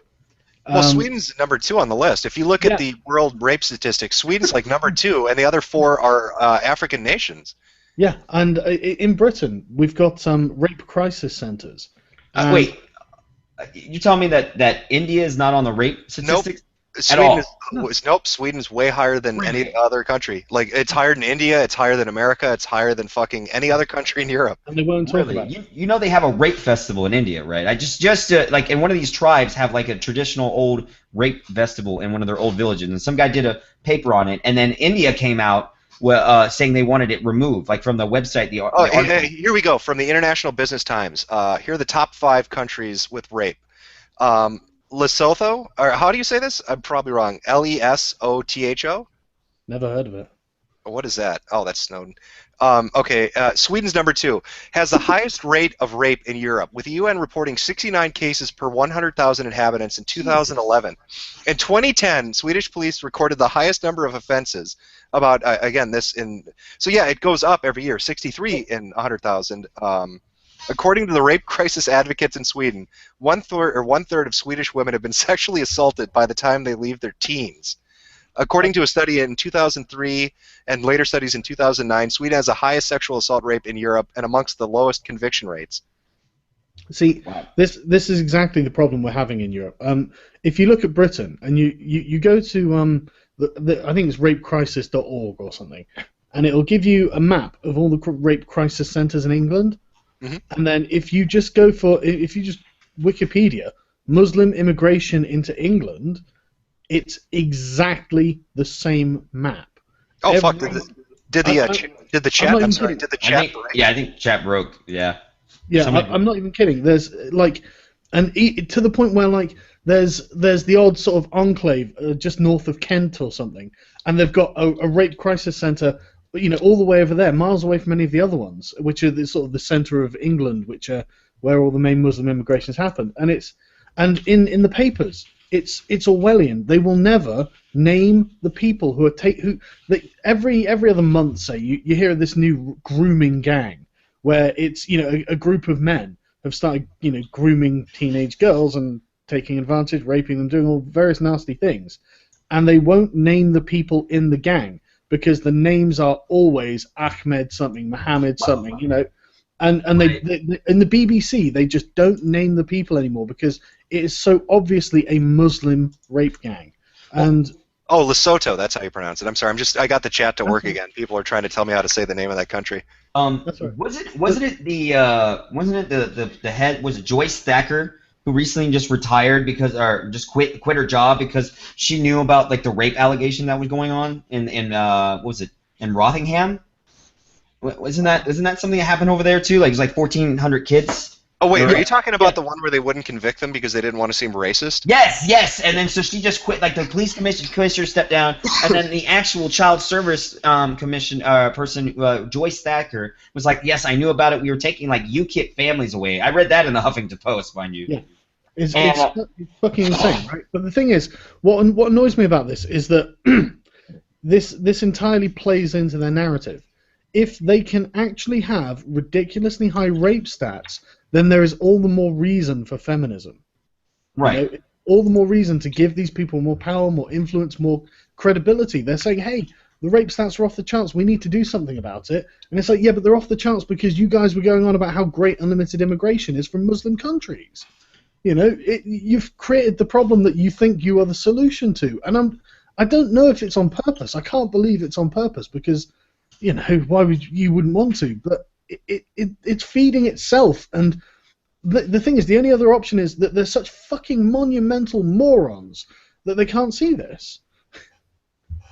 It blows my mind, but at the same time, this all stems back to like with the EU and their fucking sloppy ass open border policies and telling people, yes, we're gonna have multiculturalism and we're gonna have immigration whether you like it or not, and shit like that, or where Germany is stepping in to control Greece and stuff like that, and it's really an EU thing, and to be honest with you, I think there needs to be a reform. I think when you did your Euroscepticism video, I think you're absolutely right. Comparing the EU to the Pan-American Union, absolutely, it's fucking insane that how much they involve themselves into things and all the fucking back dealings that goes on between there. It is crazy, yeah. One thing that really bothers me about the EU, and I've got a personal dislike for the EU because it's just so anti-Western values. It really does my head in. But the current Prime Minister of Italy is a technocrat appointed by an EU board. He's not democratically elected. That's what I'm talking about. They were arguing about. Yeah, I mean, I remember. I think it was Farage was talking about that. Was yelling at them, saying that you're doing your own little elections. It's not even democratic. And they just did that again with Jonker, a British guy, just recently. Go look up on UKIP's YouTube channel, and it's about I think about 3 weeks old. And I was watching it because I go there and watch all this stuff all the time. And he was doing one about talking about the same thing, where they were basically setting up for Jonker to come in and do the same exact thing. They wanted to do this little secret fucking voting and just push this guy in. And he was like, listen, he's a good guy, but you need to sit back and you need to make this public. I thought we were a democracy. What are we doing here? Like, let the people fucking vote. Why do you just decide that you're just going to be the only ones who vote on it and then move on from there? They're not going to do it the right way. Right, people exactly. vote the right way. That's the problem. And they've got an agenda. They've got Barroso is a snake. Fuck Barroso, man. Yeah, he's the least trustworthy man I've ever seen. And he's such a smug motherfucker. I guess he is. That's why I said fuck Barroso. I can't stand that guy. I can't stand him, and he's again. I think, and I hate to sound all conspiratorial, but I think they're globalists. I think that makes sense. I think that they're trying to erase European identities by opening all the borders and trying to encourage. They use terms like the free flow of people and say, yeah, but what does Right. that mean?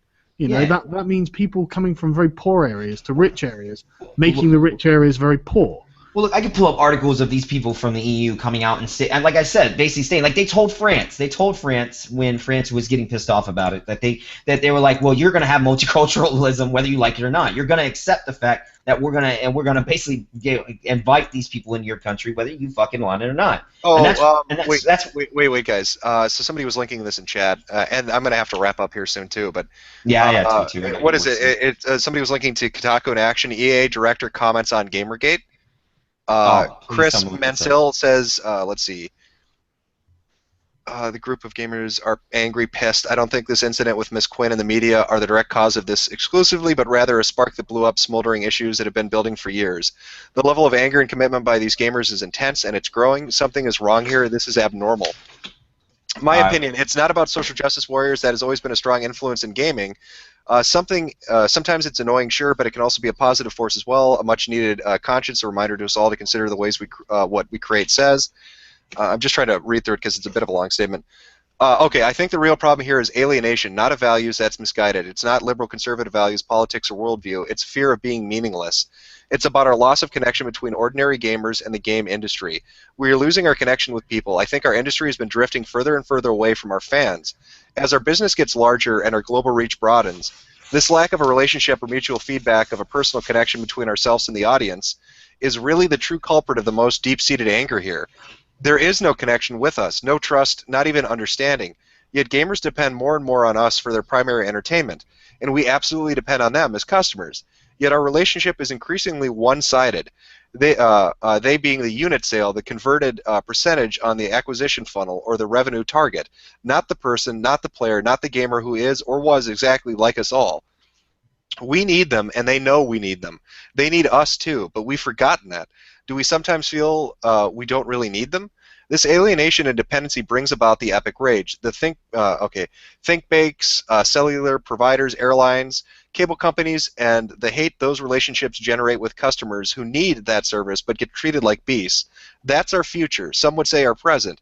And in the environment, a backhanded slap to a mass group of gamers who are mass-labeled misogynists, rapists, gamers are dead, games ashamed are just fighting words yelled by a distant, contemptuous, unconnected gaming entity that is part of the establishment elite. And this same recipe, the exact same spark of every single race political protest riot the world over from the beginning of time.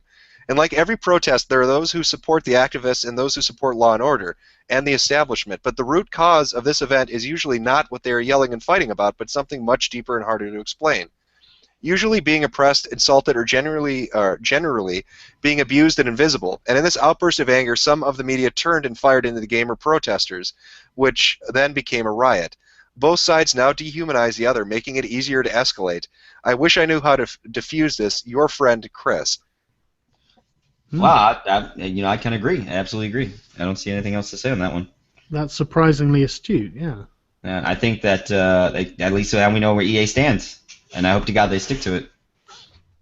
Well, like I said, just make games. That's what we want. That's what everybody fucking wants. We want video games. That's really easy. I don't need the gaming press to scream at us and tell us how terrible we are and write opinion pieces and shit up the relationship.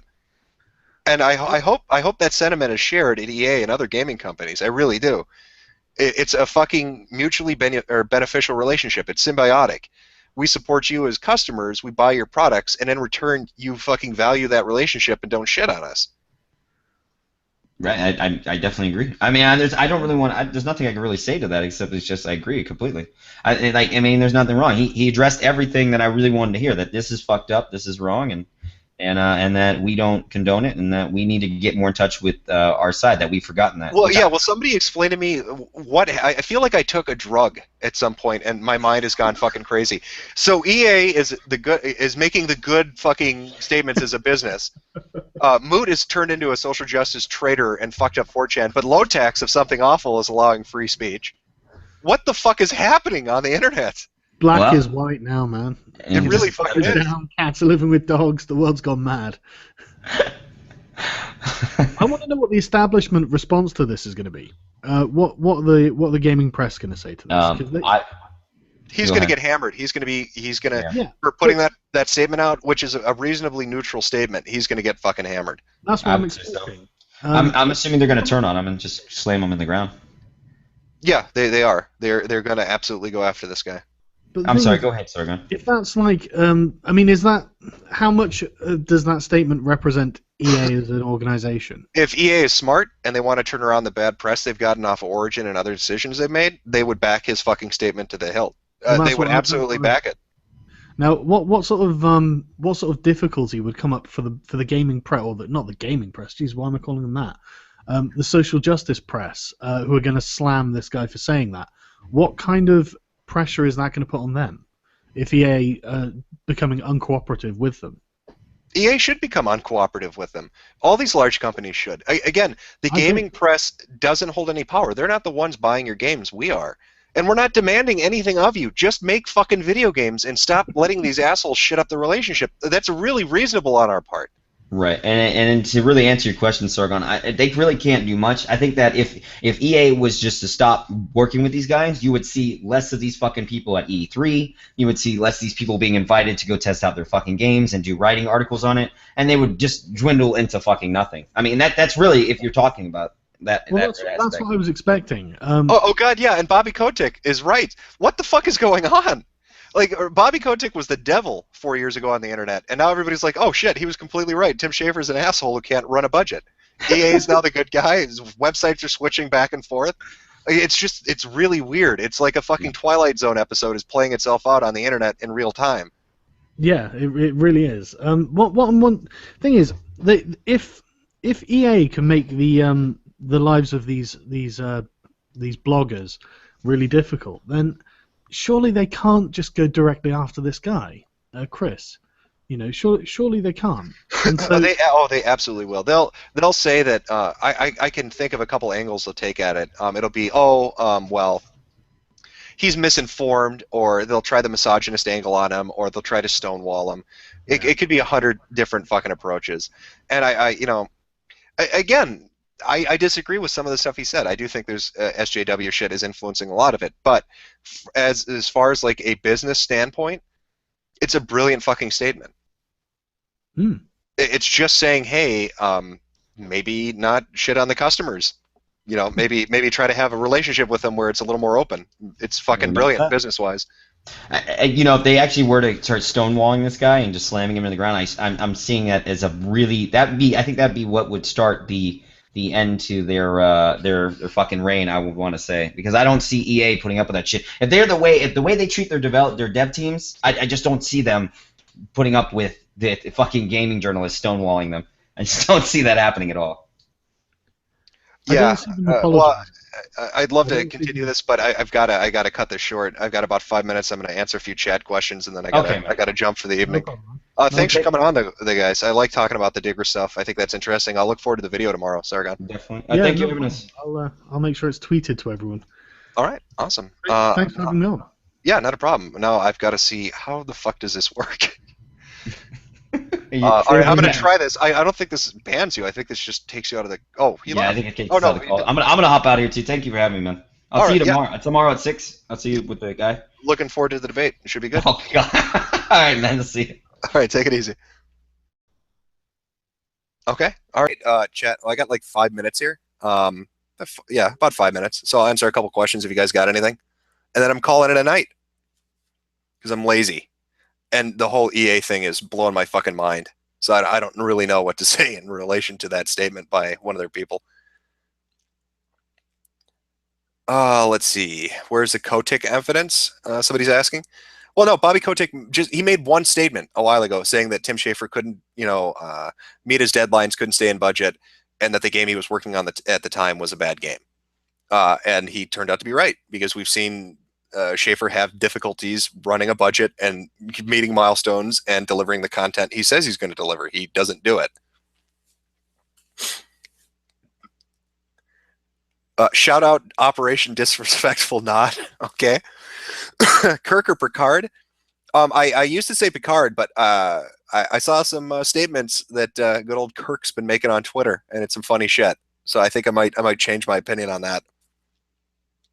I tried, guys. I know some people are saying bring on short fat otaku. I sent out like 8 invites. I'm not sure why that's not working. I have no idea. So I'm sorry about that. Have I installed Gentoo? No, I haven't yet. What's your? Oh, fuck, this is going quick. Gawker getting banned from Reddit? That would be fantastic. Gawker should be banned from everywhere. Fuck Gawker. Oh, let's see. Are we losing? No. I would say we are not losing. Again, people are saying mention disrespectful nod. I'm mentioning it, so I don't know if that's coming through or not. I would hope so. What do you think of Slow Beef disliking you? I've answered that on Ask FM. I liked Red Supre when it first came out. I thought they were funny videos.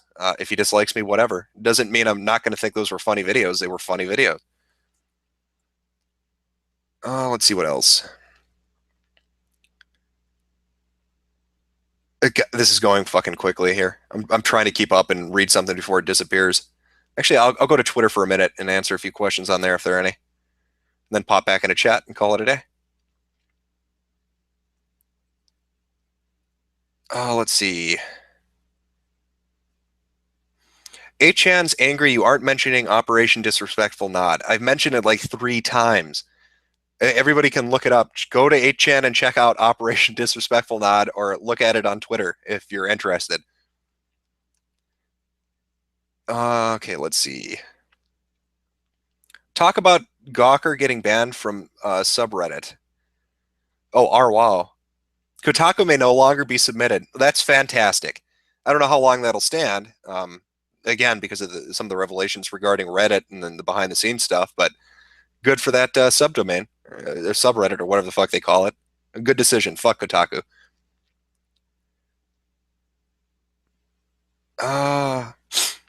Let's see. We got one from Brandon Morse. Am I saying your name right?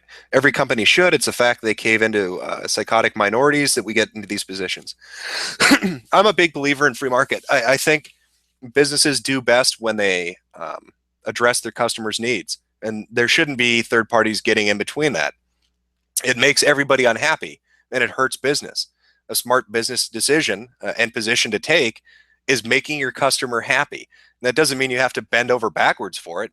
It just means providing the service you set out to provide.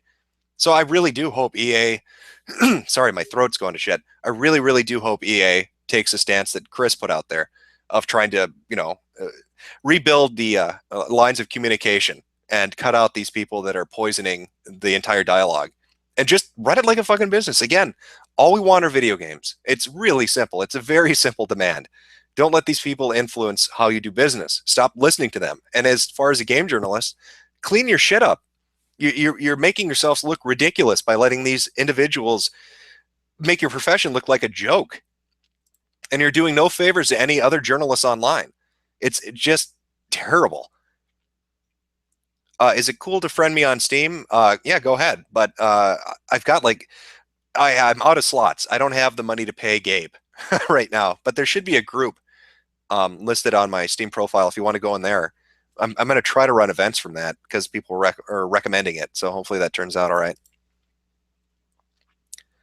All right, a couple more questions. I'll go back to the YouTube chat, and then that's that. Do I believe in fish people? What? I don't know how to respond on that. What is my favorite Pokemon? I have no idea. I picked up the game for the DS because people said it's a good game. I have no idea. I'm not a guy that goes on VP or whatever the fuck it is.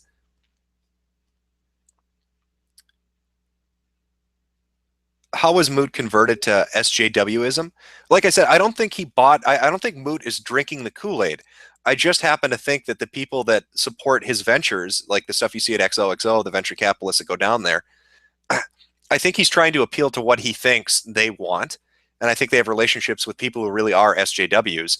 And so he's taking a stance to help maybe on a future project he's got. I don't know. I really don't know.